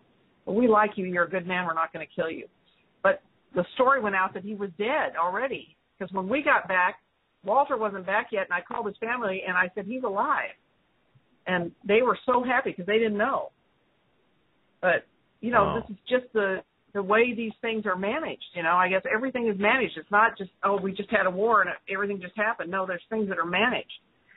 But anyhow, we got into Benghazi. We were taken to this hotel, and we still had to get out of Benghazi. We had to get out of Libya. We're farther away by 1,600 kilometers than we were before, And so when we got there, we're in the hotel in the Tbilisi. We knew that there was a U.S. office in that hotel. There was also a European Union office in that hotel. So Joanne and I went up to the U.S. office. It was like a consulate, if you would, and we went up there to see if we could get assistance from the U.S. to get out of there. The guy barely even spoke English. He said, "I'm not here to help any Americans. I'm only here to help the rebels. We're here on a humanitarian effort to help the rebels. I can't help you." And I said, "But we're U.S. citizens. We have no money. We've been captured by Al-Qaeda where they're trying to kill us. We need help to get out of the country. I can't help you." So we went downstairs and went to the European Union office. That guy was very nice, very polite. He said, "I wish I could help you, but you have nothing to do with the European Union, therefore I can't help you." By the time we got back downstairs to the lobby, the concierge recognized us as not being typical bearded, radical Islamist fanatics. And so he called the number 3 man with the National Transitional Council, which is the phony government the United States installed during this false flag operation. He was there in Benghazi. He was the ranking guy left there. And so an hour or so later, his head of security came over. Didn't speak any English at all, but he spoke to the prince. He was very, very impressed with the Bahraini prince. He spoke to Fatima too, but she didn't want anybody to know who she was because her political position would have guaranteed her being auctioned off to the highest bidder, And but the prince introduced all of us and said we needed help. And so his boss came, and the man was perfectly dressed, suit, tie, and everything, spoke perfect English. And he talked to us. And he said, I understand the ordeal you all have been through, and he said, I want to help you. We didn't tell him that we had been captured by Al-Qaeda, but we told him we were trying to get out of Libya. We had been in a fact-finding commission.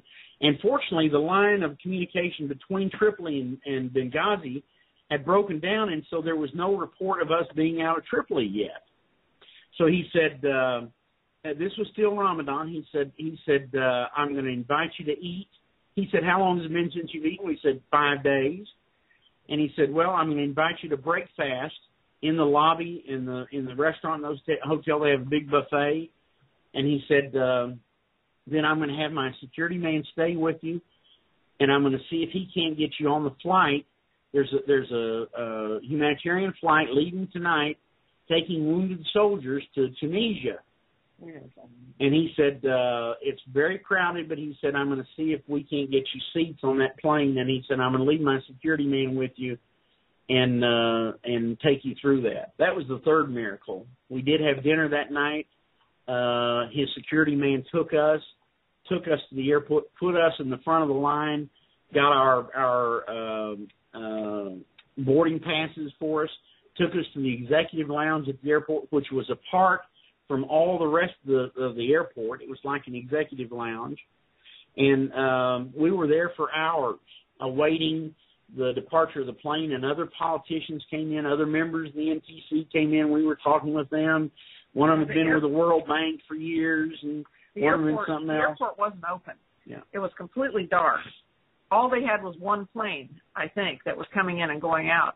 So they had to wait for that plane to come in. And when that plane landed, it was about 2:30 in the morning. We just walked out onto the tarmac, completely black, no lights at all. We got on the plane, and the guy just took off. And there was, I can tell you, the plane wasn't full, and there were not any wounded soldiers. But he did say, he said, I'm going to fly low because he said, I don't want to be seen. He said, we could get shot down.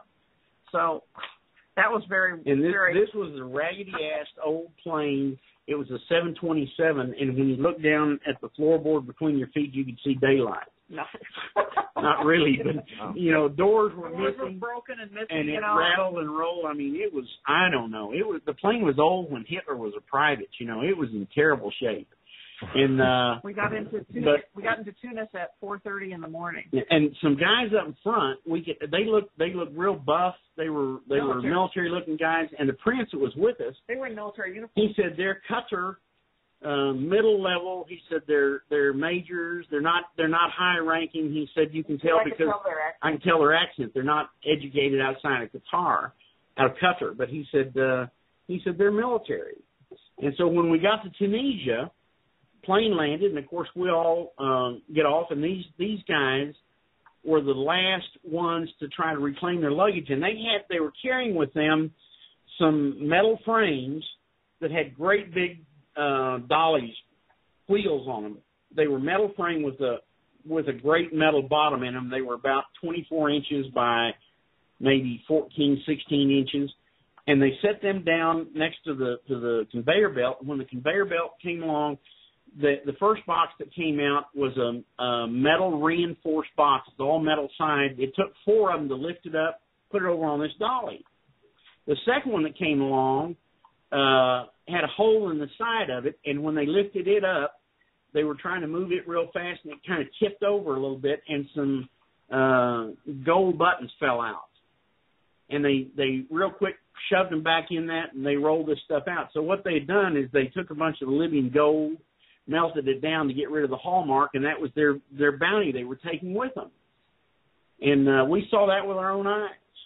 And so when we finally got on the ground, Fatima too had some friends there in Tunisia, and so she called one of them. We went to a small hotel, and of course nobody was available at the U.S. Embassy. It was early in the morning by that time.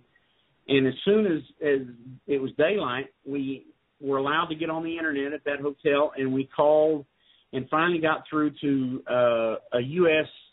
Officer in Washington, D.C. that was acting on behalf of that office.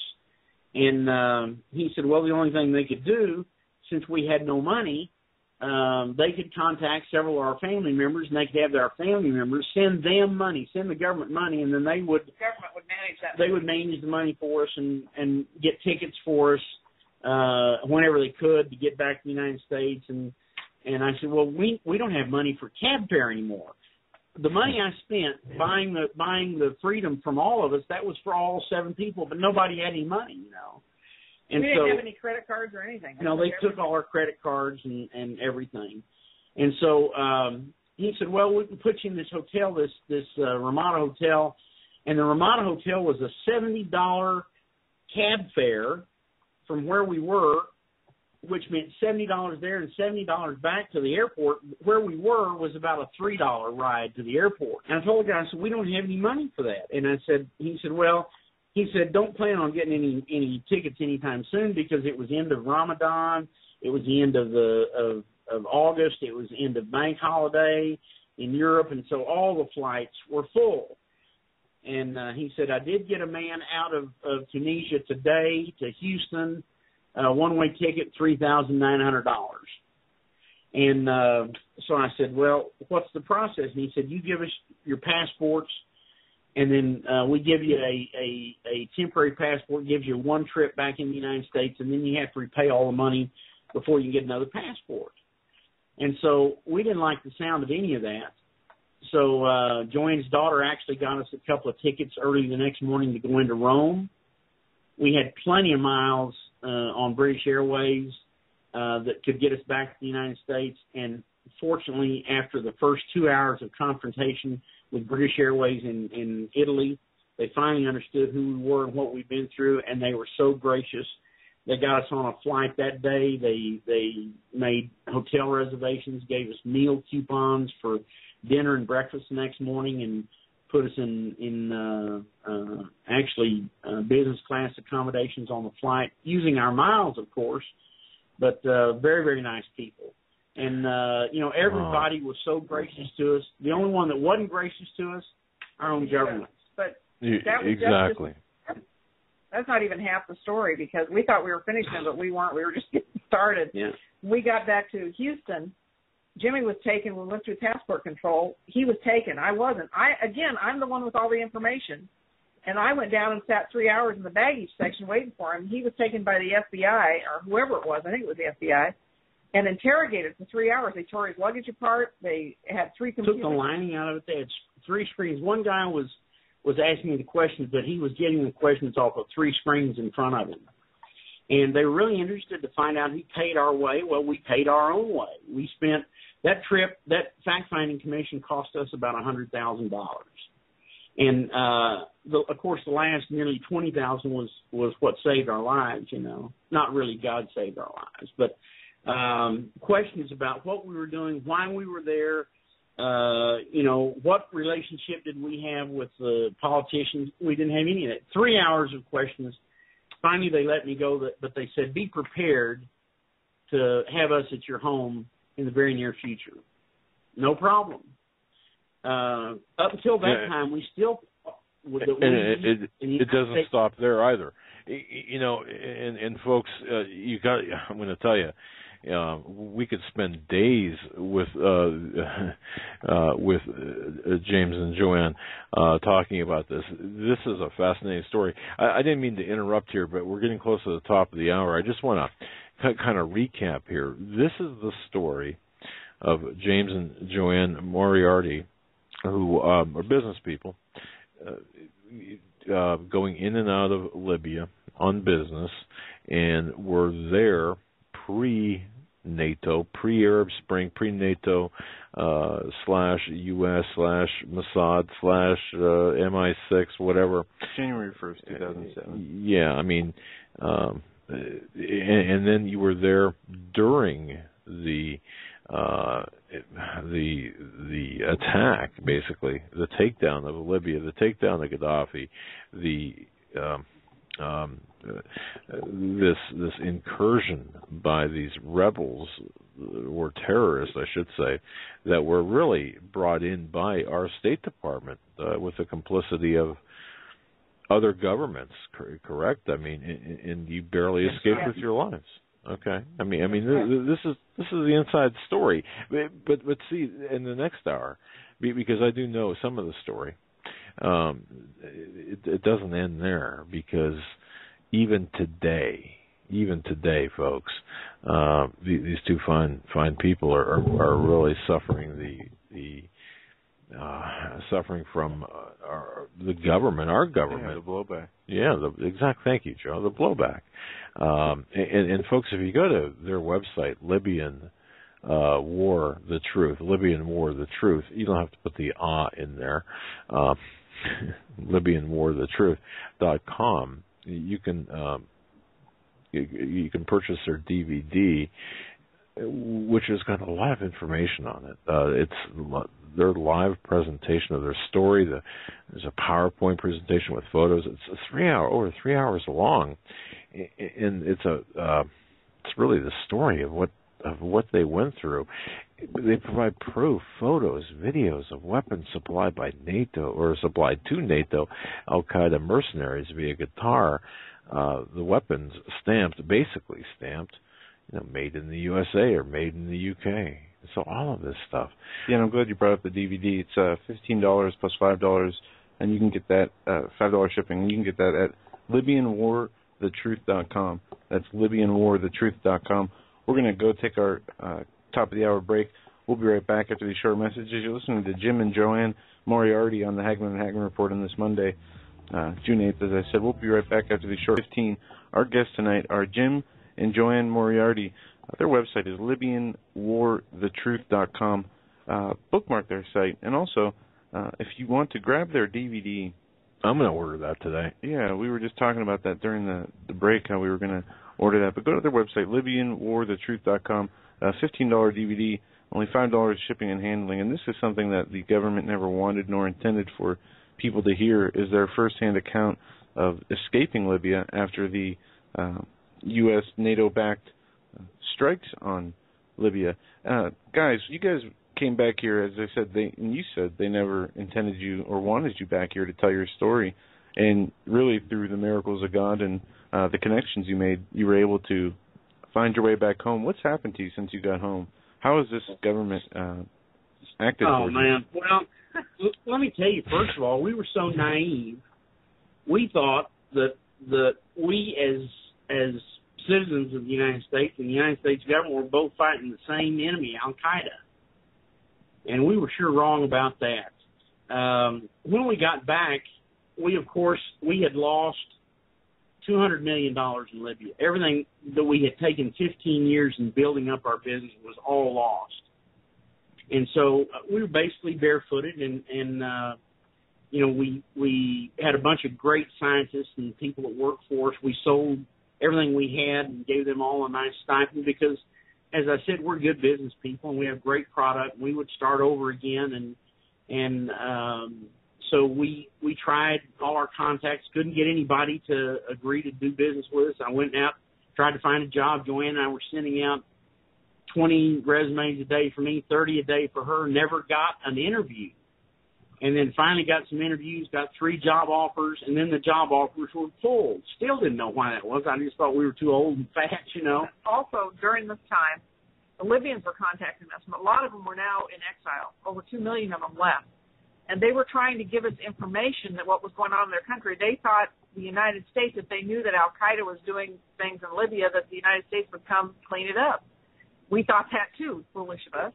Well, we kept thinking we'd find an honest politician. Yeah. And if they understood how wrong-footed we were in Libya, that they would stop it. They'd see that we'd stop supporting Al-Qaeda and Muslim Brotherhood. We kept believing that there were some good people we could find. I had constant, active, current intelligence on the ground all the time from the tribes of Libya.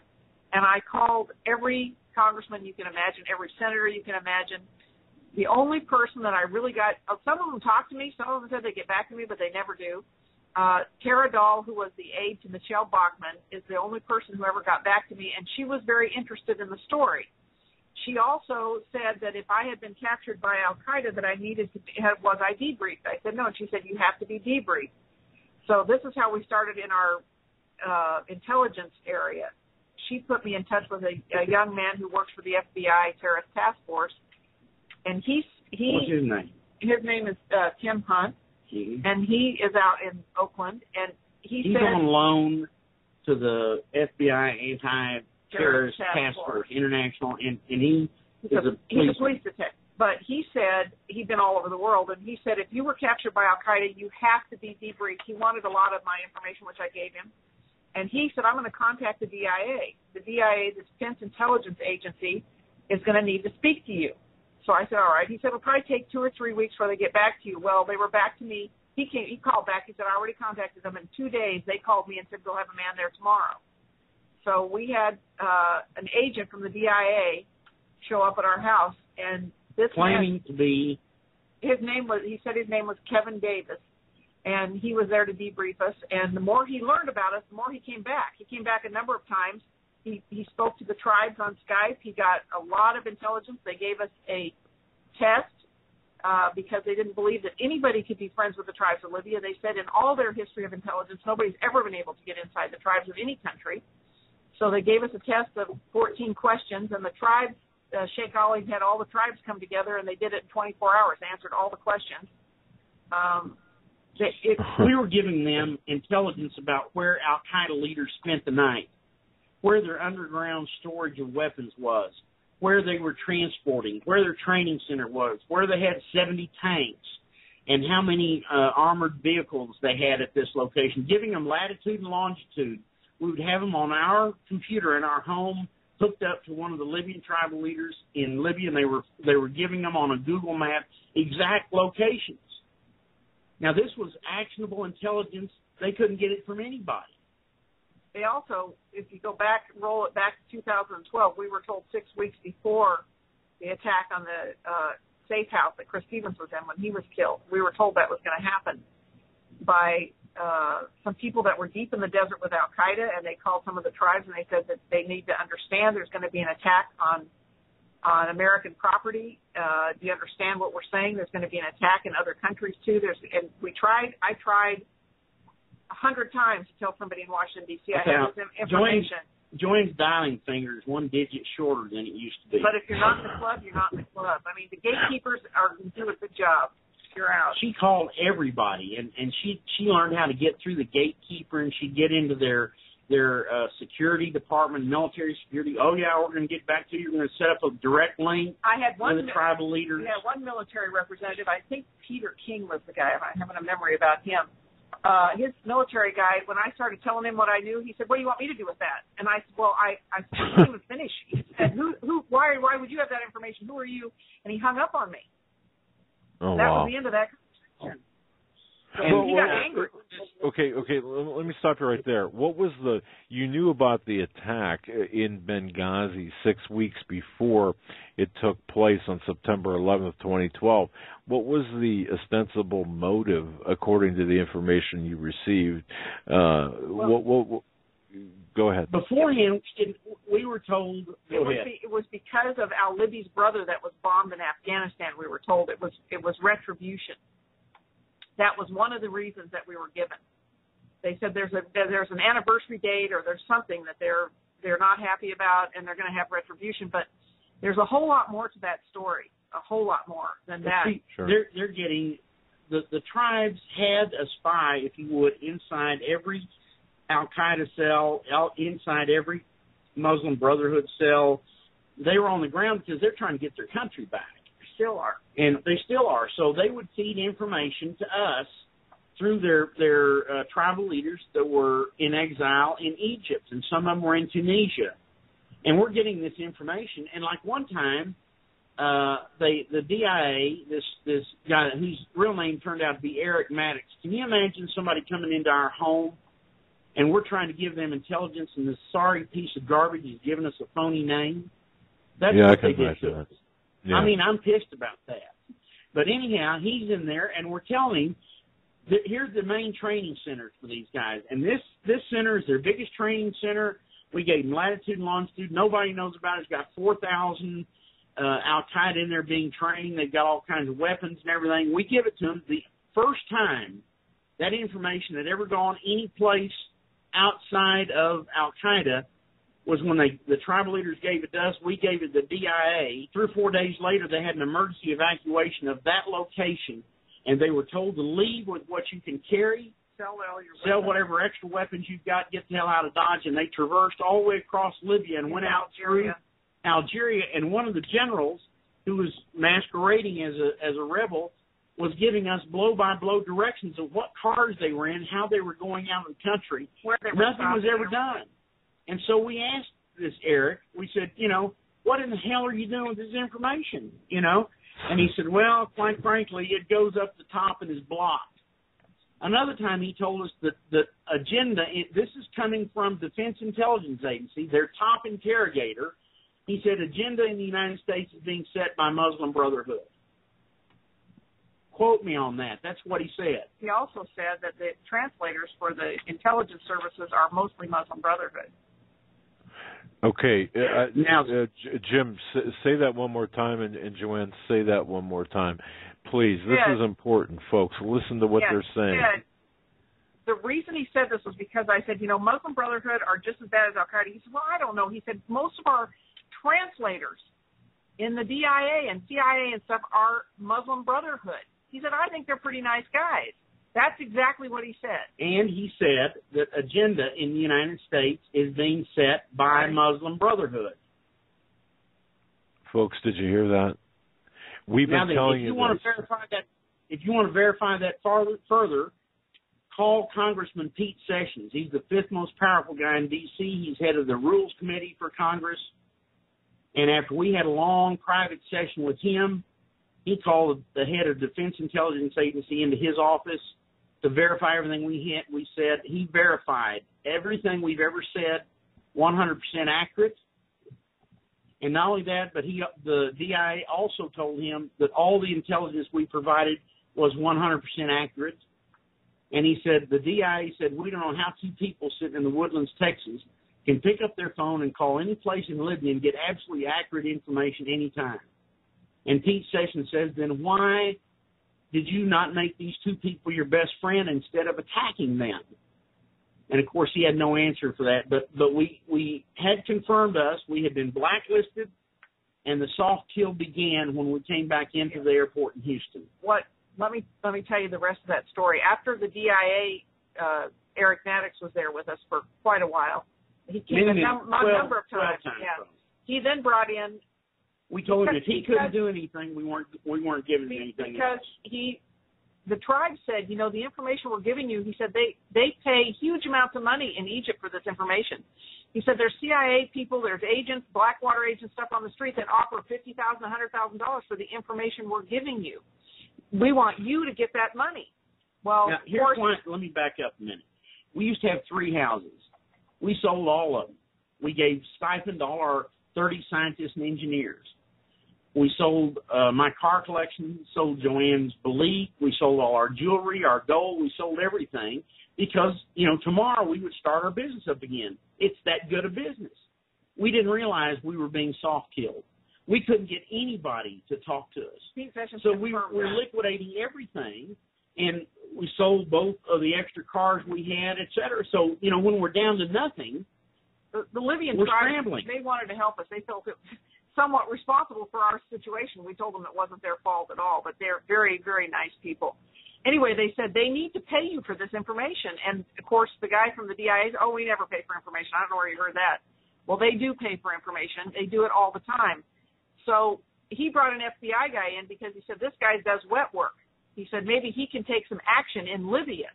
Well, that guy was worthless. He said he'd give us a phone number. He never did. We never heard from him again. But we did hear from Tara Dahl again, who said that Glenn Beck would like to make a documentary of our story, a 2-hour documentary. And the head of his group, production company, The Blaze, would like to, what was his name?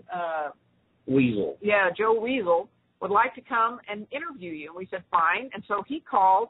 He said they were going to bring 3 from the Blaze and 1 extra one. He said, we need to bring some security for you because he said, you realize you're in more trouble from this government than you were when you were in Libya. So he brought in a lady that he said was security. Turns out she was CIA. Her name, the name she gave us, was Nikki Baracol. So this is Glenn Beck's organization bringing in the CIA to our house. We told them our story. I didn't give them all my 6.5 documents. hours. Yeah, they sat with us for 6.5 hours. This Nikki Baracall said, I've interrogated a lot of people. Your story's 100% correct. I can tell you went through this. She said, nobody gets out alive from Al-Qaeda. She said, I'm shocked. And the other people who came to our house said that, the too. Defense Intelligence Agency, 2 times he said, you all need to be written up in the Guinness records because nobody gets out of Al-Qaeda's hands alive. And then another time he made the comment and said, you all weren't supposed to get out of North Africa. Anyway. Now, whether that was a slip of the tongue or what they plan to do to us, I don't know. But when look at the source. Let me stop you right here because you made a statement here about CIA agent or operative. There's a difference, but we'll just asset. Yeah. Okay, asset. Yeah. Okay, being part of the Glenn Beck crew, was this intentional? I mean, was this for your benefit? Oh, yeah. Was this? He said, I'm going to bring a woman or a person, he said, in security from here. He was in D.C. or New York. He said, with me when we come because you need some security. I said, okay. Fine with us. Now, let me back up and help you answer that question a little more. Dr. Jerome Corsi has written about 40 articles based on the information we've given him. 3 of the documents we've been provided from the Libyan tribal leaders have been read into the congressional record. There are 18 Muslim Brotherhood executives or top guys in prison in Egypt now, sentenced to death as traitors because they were paid by the U.S. government through the embassy in Cairo amounts of $450,000 to $850,000 each. That document was delivered to us. We gave it to Dr. Corsi. It was read into the congressional record along with other documents. When we told Dr. Corsi that the Blaze was coming in to do a 2-hour documentary, he said, be very careful. Glenn Beck has been compromised. Now, that came from Dr. Corsi. We respect him. Okay. And Jim and Joanne and folks, let me just say this.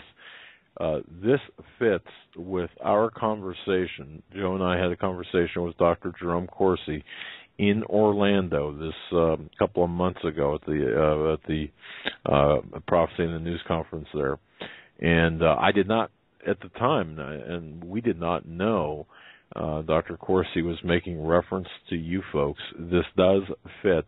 It's consistent with the information we received from Dr. Corsi back in February. So now the picture is becoming much clearer. Thank you so much for that explanation. Okay, go ahead. Sure. Well, when they came and they sat and listened to our story, they were very excited. They said, Glenn is probably going to want you on his program at least twice. It'll be a 2-hour documentary. We'll be back in 3 days with our film crew.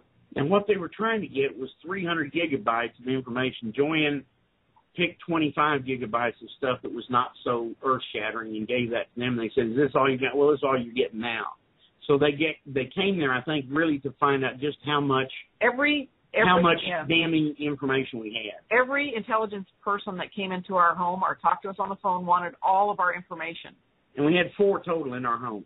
Now, at our invitation, there's 4 videos. I have 4 interviews or 3 interviews that are deadly to the cabal, if you will, to whoever started the war in Libya, because they're eyewitnesses to how it was started. And nobody has those except us. So I never give those out to anybody. But anyway, needless to say, Glenn Beck's organization left. That Nikki Baracall said to me, put her arm around me. She said, you can count on me as your sister. I will set you up private emails. You can talk to me anytime you need help. She went on and on. Anyways, they left, and I didn't hear from them again when they were supposed to arrive. They're supposed to be back Thursday morning with film crew. They did not come, so I called Joe Weedle. I have his private number. He did not answer the phone. Instead, I got a call from Nikki Baracall, and she said, I have to tell you, I have canceled this project. So the CIA canceled the Glenn Beck project, I guess. She said, the reason is this is sensitive information, very sensitive, and you're talking to intelligence agencies, and I want you to continue that. She said you need to continue doing that. Yes, and she said, but as far as everything else goes, you need to forget about Libya.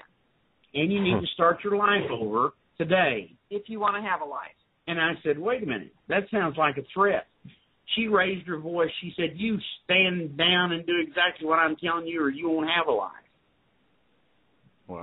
At that point, when we hung up with her, I said, Joanne, we've got to start going public because we're on the wrong side of this deal. And we did. That was 2 years ago last month.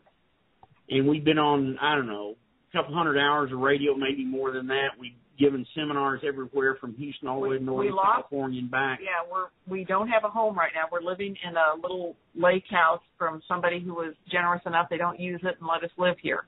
But they destroyed us. They killed all our bank accounts. They killed our business. The first time we made our CD, it came in and we didn't realize this, but it arrived early. We'd never sent out or made CDs before.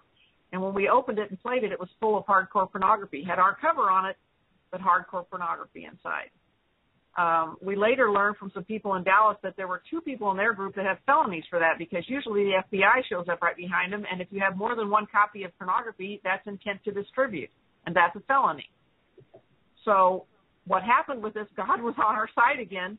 It came from Taiwan. It was delivered early, so they were a week behind. So we were able to destroy that, which we did, and get some different copies from a different source. Yeah, we talked to a gal that was a detective in California, and I said, "What do I do these? Do we take them to the police department?" We're so stupid. We're so stupid. We believe that our government and everybody involved in it is good folks. She said, "Don't you do that?" She said, "If you take it to the police department, they will not destroy it. They'll come back and hound you from now on." She said, "You get rid of it." And I said, "Well, should I take it to one of these companies that just destroys it?" She said, "If you do, you make sure you see them destroy it. Otherwise, it'll come back and bite you." So no money, and we had to go out and buy a machine to grind up those 1,000 those CDs. So, God has protected us all you can't imagine. I mean, they're frustrated because every nasty trick they do to us gets foiled. We've given seminars at John Birch Society, a bunch of them, and the people are really, they receive us very well. We did one in Houston, and downtown Houston, and that day happened to be Jim Drury's 80th birthday, and we invited him to go out and have cake with him on his birthday, and then we had some folks that we had never met before, but they invited us to dinner at Lake Conroe. So we had a few hours to kill, and the car needed to have the oil change, so we went to Walmart and had the oil change and tires rotated, and then went and met Jim, and then we went to dinner, and then we left to Jim Drury, is the Virginian, the cowboy actor. Right. And so anyhow, we were leaving Lake Conroe, going back towards deep southeast Texas, and as soon as we got on Highway 105, the radar detector started going off. And I could see in the rearview mirror there were 2 police cars. There were 2 Texas highway patrollers behind us. And then after about 10 or 15 miles, those 2 pulled off and 2 more pulled on, and the radar detector came on again. And this went on for over an hour. Joanne said, "Do you think they put that radar gun on our rear bumper? Because, this just doesn't happen." We got about 70 miles outside of Houston, and they turned the red light on and pulled us over. And the guy said, it was dark. It was about 11 at night. He said, I want to go through your car. He said, "You can give me permission to do that?" And I said, "I don't guess so." And he said, "Well, then you all step out of the car. I'm going to take the drug dog around here, and if the dog marks for drugs, you're under arrest, and we'll tear your car apart until we find them." Well, believe me, with all the trouble we've been in with the government, we don't speed, we don't drink, we don't never have done any drugs, but none of that would happen. So he puts us on the opposite side of the bar ditch, about 50 feet apart, and brings his dog out. And the dog goes around the car 3 or 4 times and he never marks anything. Then the policeman the highway patrol goes to the back window of the Sequoia, and he starts tapping on the left side of the back window. And he tapped about 15 times. Finally, the dog jumped up there and hit his paw, and he said, "He's marked for drugs. You're under arrest." And the whole time he's going through the car, and he frisked me, and they hands on my head and handcuffed me. And then he's got this cell phone in his ear. It's a flip phone, not a good phone, a cheap phone. He's got it in his ear the whole time. And so an hour, they're going underneath the car on the driver's side, back by the rear tire. They're going underneath the car, looking in that part of the car. They're barely looking in the car. I had 2 toolboxes in there that if I was going to hide anything, that's a perfect place. They ain't looking those. The place where the jack is held in the sequoia is a real good hiding place. They didn't go there. And after about an hour and a half, I kind of scooted over next to him and I said, "Can you hear what he's saying?" Because this guy, the Texas Highway Patroller, had this phone in his ear the whole time. She got down there and she got back up and she said, "He's saying I'm there. That's where I'm looking." So light comes on, and finally after 2.5 hours, I said, if you find anything in that car, you put it there. That's what guilty people always say. And they were underneath that car 40 times each. There were two of them. Their uniforms were black from crawling underneath that car. And in the end, they didn't find anything and gave us a warning ticket for 67 and a 65. So, but there have been drugs in this car. They told us that. There have been drugs in this car. And so the only thing we can figure out, the guy that changed the oil at Walmart had tattoos on the back of his hands all the way up both arms. And I'm sure when he had that car up, changing the oil and rotating the tires, he probably saw something up underneath the frame. It probably had a great big red tag on it or something. It was taped to the frame, something. And he probably took it down and took it home with him.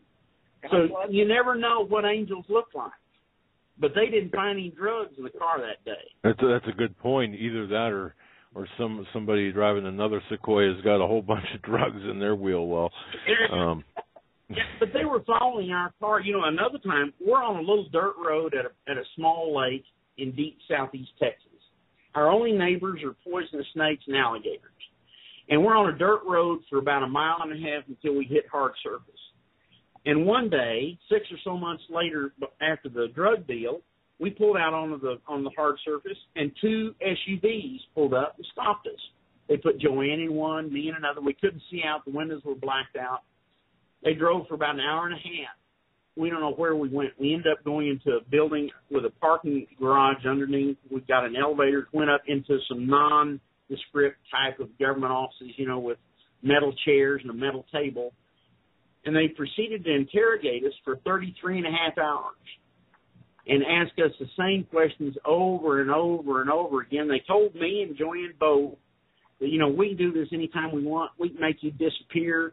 Nobody will ever know what happened to you. You know, you all need to shut up. You need to quit talking about what went on. You know, you all are in trouble. You don't have any help. Nobody's going to come to your aid. They kept threatening us the whole time and letting us know they could do this anytime. And we were told never drink anything that they give you. Don't eat anything. It may be spiked with whatever. Don't give them a chance to get any DNA. So don't touch anything they give you. How long ago was this? I mean, I'm sorry to interrupt, but how long ago? 6 or 8 months ago. Wow. You know, I think that people ask me, you know, they say, well, why aren't you dead? If they want you dead, why don't they just kill you? I said, well, one of the reasons is I think we're an asset to them. They don't have any contact with any of the tribes. And if they could get us under their thumb, in other words, if they could get drugs on us, and then somebody shows up with a paper that says, sign here, you work for us, and we'll let you, this will all go away, that's something they would do in a heartbeat, I'm sure. Or pornography, or drugs, or you're right, yeah. Whatever it is. They try a lot, but let me tell you something else. Joanne and I are very, very comfortable that if we suffer an untimely demise tomorrow, we'd be in a better place. And that's a concept they don't understand. They're not spiritual people. They're not religious people. I don't think they believe in anything but money. And so for that reason, they can't understand why they can't scare us, because they threatened to kill us 4 times. You know, but another time they threatened us because we were putting out the names of Terradol. We were putting out the names of Well, Terradol was CIA, we learned later. But it's interesting because for them, being these high-end, we think of our intelligence guys like James Bond, you know. Believe me, the guys we talked to, the people we met, not on the top of the list. Trust me, I was shocked. I probably knew more about intelligence than they did, you know. And they tried to, I told them if they want me to give them intelligence in a certain way, you know, train me, hire me, whatever, I'll do it. But no, they don't want it. We don't pay, we don't hire, we don't do this, we don't do that. You know, so we gave out their names. We gave out Eric Maddox's name. Now, Eric Maddox is the guy who wrote Black Mission, a book about how he helped find Saddam Hussein. Supposedly the top interrogator of the entire famous. intelligence agency Now, of the United States. We knew him as Kevin Davis until we got a flyer in the mail from a Baptist church in the Woodlands that was having him as a speaker. We didn't know who he was. Jimmy looked at the flyer. He said, "Who is this guy?" I said, "That's Kevin." He said, "Yeah, but his real name's Arithmetic." So we were given his name directly into our house. We went over and met him at the church when he was coming in, and I said, "I'm going to call you Kevrick from now on, Kevin Eric, because I don't know what your name is." But he said, "Are you following me?" I said, "No. But if you're going to be a spy, don't be famous, because it's real hard to, if you're famous, everybody knows who you are." Now, this church, the name of this church is Crossroads Baptist Church. That year, it was a $33 million budget church, had $3 million excess, and our home in the Woodlands, we sold it to an investor at a good price with a condition that we would rent it for him at top market as long as he let us leave everything in there. And we'd already sold the other two houses, other two properties, and so we couldn't pay rent. We'd sold everything we could, and so we went to this church for help. They said, "Yes, men's ministry will help you. We will not only pay your rent, but we've got one of our parishioners is in the oil and gas service business. He's interested in your technology. We'll help you move into a less expensive place." All these things they were going to help, and we needed that help by the 1st. So a few days before the 1st, called back to find out what arrangements they needed or anything, and the guy that we were working with wasn't there. So the 3rd rolled around, and by now the CIA or whoever had contacted the leasing company that worked for the investor that bought the house, and they had noticed us that if we were late more than 3 days, they were having the sheriff come and evict us. Now, in Texas, you can't do that, but what are you going to do with the police with their guns out? So I went and sold some real rare antique automobile repair tools that you can't replace. I sold them for 10 cents on the dollar, paid the rent. Then Joanne and I, about the 6th of the month, we went back to church because they never would talk to us. We finally went in there late one afternoon, and there was a gal that was a volunteer receptionist that we'd met a few times before. And we asked her, are either of the pastors there? And she said, I feel so bad about this. We can't talk to you, I shouldn't even tell you this, but you all are such nice people. And, we were told that if we helped you all, that the church would be audited for 5 to 7 years, a full audit. It would cost us at least $500,000, maybe as much as $700,000. We don't know you that well. We can't afford that. So we can't talk to you and we can't help you. That was the big Baptist church called we know the Crossroads government Baptist uses Church. the IRS. Everybody knows that now, It's one of their big hammer things. But, we would like your audience to do a couple of things. Buy our CD, that would help us a bunch, but for sure, keep us in your prayers because God has been protecting us. We're alive because of His protection and His mercy. And, we're truth tellers, and we're out here on the end of a little tiny limb. And the things we say are so outlandish, but I can promise you we are the eyewitnesses that they want to disappear. And our story is dramatic, but it's the truth. A lot of the things we've said now are coming out to be true. You're finding it in the news. Some of the news out now is confirming this. There's been some books written, one by Francis Boyle, that are absolutely true about what's going on. Libya still is upside down. It's a failed state. There are thousands of innocent Libyans held in prison. Thousands have been tortured to death. It's incredibly horrible what was done to that country. I mean, it's unbelievable what was done to that country. It's not ever going to be right because there's been so much depleted uranium munitions deposited in that country that nobody will ever be right. The incidence of real rare cancers are on such a rise there you can't imagine it, They never had birth defects in that country. Now 25% birth defects. It's a real 25% that are fatal. Yeah, it's a real criminal act, what was done. It's beyond criminal. It's beyond a criminal act. But what I was going to tell you back about our DVD, we put on it the names of all the people that we dealt with because we felt like, if you're going to believe someone's story, you have to know the reality of the story. And so many people say, I talked to this intelligence guy, but I'm not allowed to give his name. That's easy to say. So we decided we weren't going to do that. And when this great intelligence community finally looked at our DVD last February. That was 8 months after we've been selling it. That's the first time they found it. So, you know, I thought they'd see it right away, but they didn't. He said, well, we had a meeting with all of the intelligence agencies, and we've decided that you are some of the worst because you put names out there. I said, well, I'm not intelligence, am I? He said, well, you know what? For the first time in my life, I have to sleep with a gun. And I said, well, you hired on for that. I did not. You know, wow. I mean, he was real irate. He said, we just can't help you anymore. I said, how have you helped me? Exactly. How have you? Yeah. Explain how you've helped us up to this day. Thank you very much. Oh, man.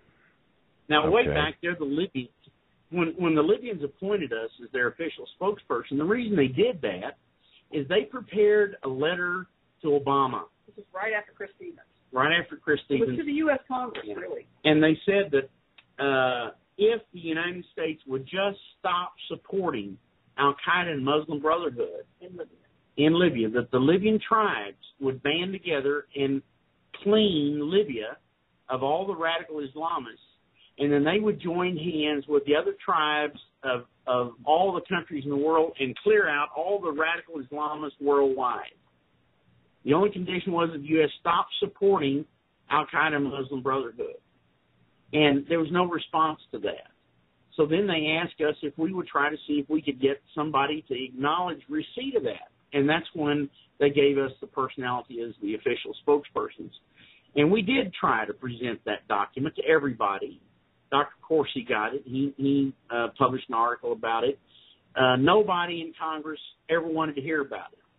Second, in January of 2012 or 13, right after Chris Stevens was killed, the State Department of the United States offered a $10 million reward for information leading to the arrest of the people that coordinated the attack on the Benghazi safe house, if you would. The tribes had that information because the three men that were the leaders, their families were so ashamed of them that they gave their names, addresses, and phone numbers up to us. We offered to give that information, give it to the State Department, to Congress, to Trey Gowdy, to the what's the general's name that has the other investigation, the civilian investigation of Benghazi. Citizens Commission on Benghazi? Yeah. We offered to give it to them. Claire Lopez. Claire Lopez knows us. We've offered to give it. Nobody has ever asked us for that information. Trey Gowdy, the two biggest fundraisers he has are members of the John Birch Society, and after they heard our story, they said, listen, Trey Gowdy's going to want to talk to you all. He's absolutely right on top of this. They said, we're his biggest fundraiser, so we know he'll talk to us. So they said, we're going to call him. He will call you back himself. Well, a couple days later, they called us. Well, did you speak to Trey Gowdy? No. Didn't speak to his office. We called them. They didn't call us. They said, yes, we have a file on you. We know who you are. Never heard back from him. A week or so later, they said, well, have you met with him? No. No call back, nothing. They're shocked. They can't imagine it. Louis Gohmert here in Texas, big on trying to get the truth out. No information. Darrell Issa, nothing. All these people that are giving lip service to the U.S. public, acting like they're really trying to find the truth, they're not trying to find the truth. They're trying to hide what happened. And it's as bad. The Democrats, Republicans, they're just one and the other. They're the same. And the truth is not in them. And it's unfortunate because the people of the United States, our country, is disappearing. Our Constitution has been shredded. And listen, if it can happen to us, we were business people. We were very substantial business people, good God-fearing people, you know. And look what's happened to us. Our government has attacked us because we are trying with the best effort we can to fight terrorism and help people. Well, we were eyewitnesses, and my family said to me, because we're estranged pretty much from our families, well, why don't you just tell them that you won't say anything? I said, well, Let's play the scenario out. I'm a mafia guy, and you see me shoot somebody and kill them, and I say to you, "Don't hurt me, because I promise I'll never tell anybody." Right. You're dead. There's no way they take that risk. No way. Yeah. The only really, Joanne's got it right. The only reason we're alive is because they still, of course, monitor everything we say and do, and they hear all our conversations with the tribal leaders, and we talk to them every day. So they're getting intel through the back door. They know what the tribes are doing, and we've learned to speak in code. Yeah, it costs them nothing for that to happen. But we've always been people that if we're doing something wrong, throw us in jail and throw the key away. But if we're not doing anything wrong, then leave us alone. We're honest people. We're truth tellers, and the what's happened to us is unconscionable.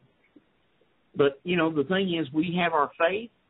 We've got the best protector in the world working day and night to see that we're protected, and really that gives us so much comfort. But it's tough where we are.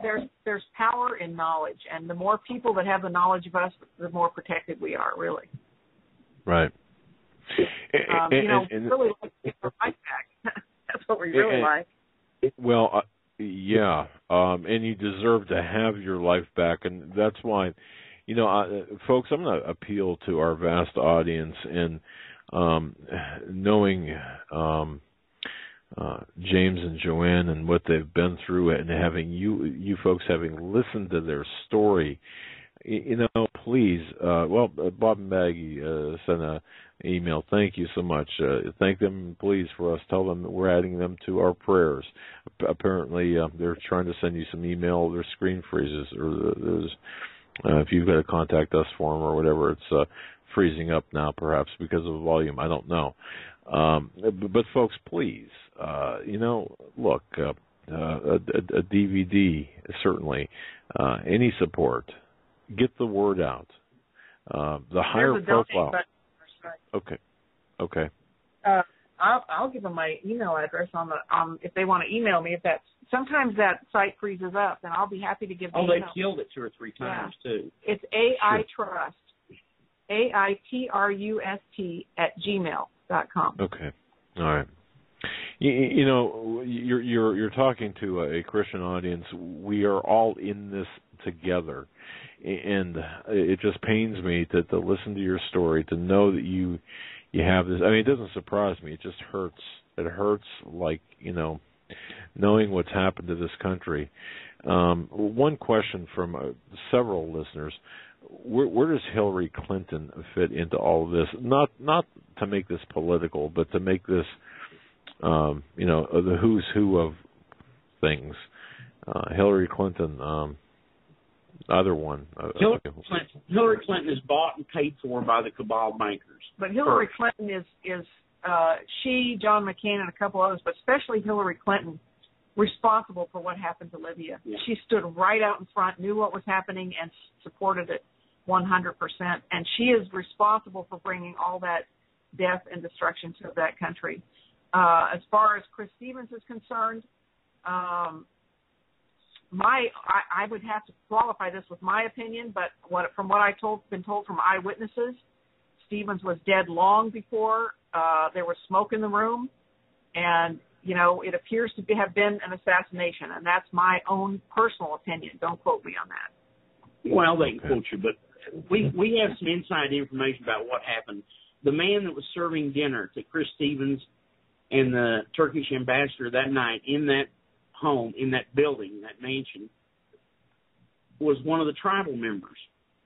And so he's serving, and when he's through serving, he leaves. But what he heard Chris Stevens asking for was the return of the 20,000 man-pad rockets that the United States had delivered to Al-Qaeda and Muslim Brotherhood weeks after the no-fly zone had been established. 20,000 shoulder-mounted rockets that are capable of knocking down a plane. Why did they do that? And there was enough pressure coming out. He tried to get them back, and he told the Turkish representative that the U.S. would pay handsomely for the return of those. And the Turkish ambassador told him they weren't going to do that. Well, that's going to be something that causes U.S. trouble in the future. But we think that's really the reason he was going to be the scapegoat on that in the first place. And back in March, in fact, you can go to Google. You can Google LibyaWarTheTruth.com. You'll see the kind of public relations work we were trying to do for Libya before we went in there on the fact-finding commission, because we knew the U.S. was wrong-footed. And in that meeting that was had, the Turkish ambassador left that after not having any resolution on the 20,000 rockets. He walked out the front door of that mansion, got in a fast car, was driven to the military airport, put on a military plane, and when the plane landed in Turkey, that's when these three leaders by phone started the attack on that compound.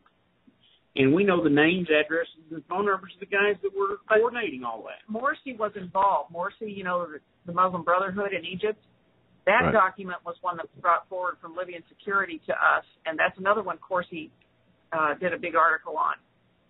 Hillary Clinton and her husband are 30-year friends of Morsi. There's a long history there. Morsi was supposedly involved in training and organizing the attack on Chris Stevens. Now, Chris Stevens was a gun runner and a mercenary runner. Guns and mercenaries to Syria, guns into Libya, probably mercenaries into Libya too. He was CIA before he was an ambassador, and you won't find that anywhere on the internet now. They have removed that. Redacted. But he was CIA. And so, the Libyans knew what he was doing. They knew it. They told me 100 times, please tell your people, or please tell your Dr. Corsi. They said, finally, they don't tell the American government anymore because they know they don't do anything. So they say, please tell Dr. Corsi they're running guns from Libya. They're training mercenaries in Libya and running them into Syria. And the goal, the goal was all along and continues to be one of the goals, the primary goal is to topple Assad in Syria via gun running and training. Sure, that's an economic event too, because the pipeline and all the gas that's in Syria disrupts the Qatar gas flow into Europe. And Russia owns the pipeline, and they developed that gas field with Syria and the other pipelines. That would give Russia 60% control of all the natural gas sales into Europe. They can't allow that to happen. Right. So eliminate Syria, eliminate that pipeline. That takes Russia out of the scenario, and that allows Qatar via floating bombs to ship all their gas, and they've got huge amounts of gas into Europe. And those LNG tankers are absolutely floating bombs. And but that's the way they would conduct it into Europe. There's a real easy statement to say about Chris Stevens. Dead men tell no tales. Yeah. But you can look at what Hillary Clinton did in South Africa and in Kuwait. And she was absolutely the instigator to cause the demise of Libya. And one of the Turkish companies that we were doing business with, his brother is an aide to the Turkish ambassador, and they were at a meeting in France, and they were talking about Libya. There was, I don't know if it was G8 or something. This was years ago, and they were talking about all the people that were being killed. And at that time, the numbers were 200,000 or 300,000, and they said, this is just too many deaths. This is just unacceptable. Population of 6 million. Look at all of them that killed. And Hillary Clinton smiled, and she kind of winked. She said, you have to bust a few eggs to make an omelet. And this young man said he was so shocked, and the ambassador was shaken too, because that was such a flippant statement to be made about 300,000 or 400,000 human lives. The mantra of the cabal is, collateral damage, acceptable collateral damage. And anybody can fall into that category. Anybody.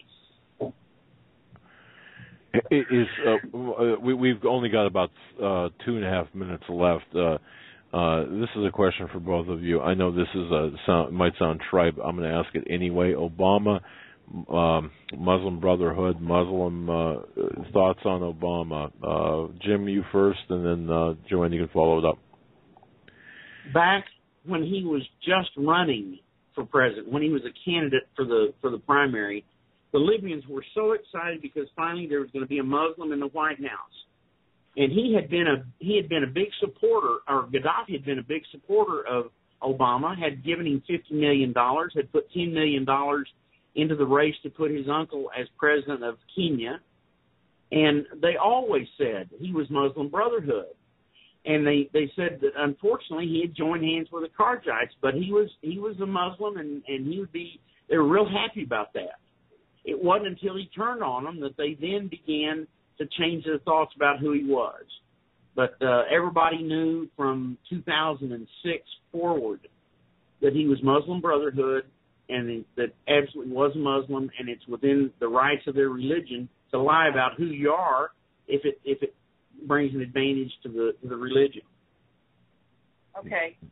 I'm in agreement with everything Jimmy said, plus the fact that when Egypt took their country back away from Morsi, when the 30 million Egyptians took to the street, if you look at some of the signs that they were holding in the street, Obama is, Muslim Brotherhood, Obama, they, in the Arab community, in the Muslim community, if you were, even in those countries where they're just all radicals, if you talk to any person on the street and you ask them, well, is Obama, who is he? Is he Muslim? Oh, yes, he's Muslim Brotherhood. They all know this. It's common knowledge everywhere. I don't care, Libya, Tunisia, Egypt, Jordan, anywhere. It's common knowledge. We have friends across that whole swath of North Africa and the Middle East. And there's not one of them that if you ask that same question you just asked us, they'd say, well, don't you know? He's Muslim Brotherhood. We all know it. Yeah. Clinton's eight. Her parents are top in Muslim Brotherhood and the Women's Brotherhood as well. And, it's a real tough situation for us here in the United States because we just don't get the truth. Absolutely. Only shows like truth. Well, Jim and Joanne, please, hopefully we can have you back. This has been a fascinating interview. I'll tell you, what a harrowing tale that you provided for us. LibyanWarTheTruth.com is their website. That's LibyanWarTheTruth.com. Oh, yeah, I can only... We'll take your word for it. Well, I just want to say thank you so very much, and God's hand of protection over you. Please, ladies and gentlemen, pray for these two fine people, and please come back on with us again. Let's keep in touch. Please let us know how you're doing. Check in with us, and I'll tell you something. Anything that goes sideways with you folks, you let us know, and we will air it right away. Thank you. We also want to offer, we'll have one of the tribal leaders come on your show next time. Sounds great. We'll have Absolutely. them. All right, we'll work that out. We're at the end of the show. God bless both of you. Thank you so much for your time. Thank you so much. All right. Thank you for having us on your show. God bless. Folks, send them an email. Let them know how much you appreciate them. Please support their work. That's Libyan War the Truth. Thank you, Joe. LibyanWarTheTruth.com. Tomorrow, Stan Deo will be our guest. Until then, stay safe. God bless, and have a great night.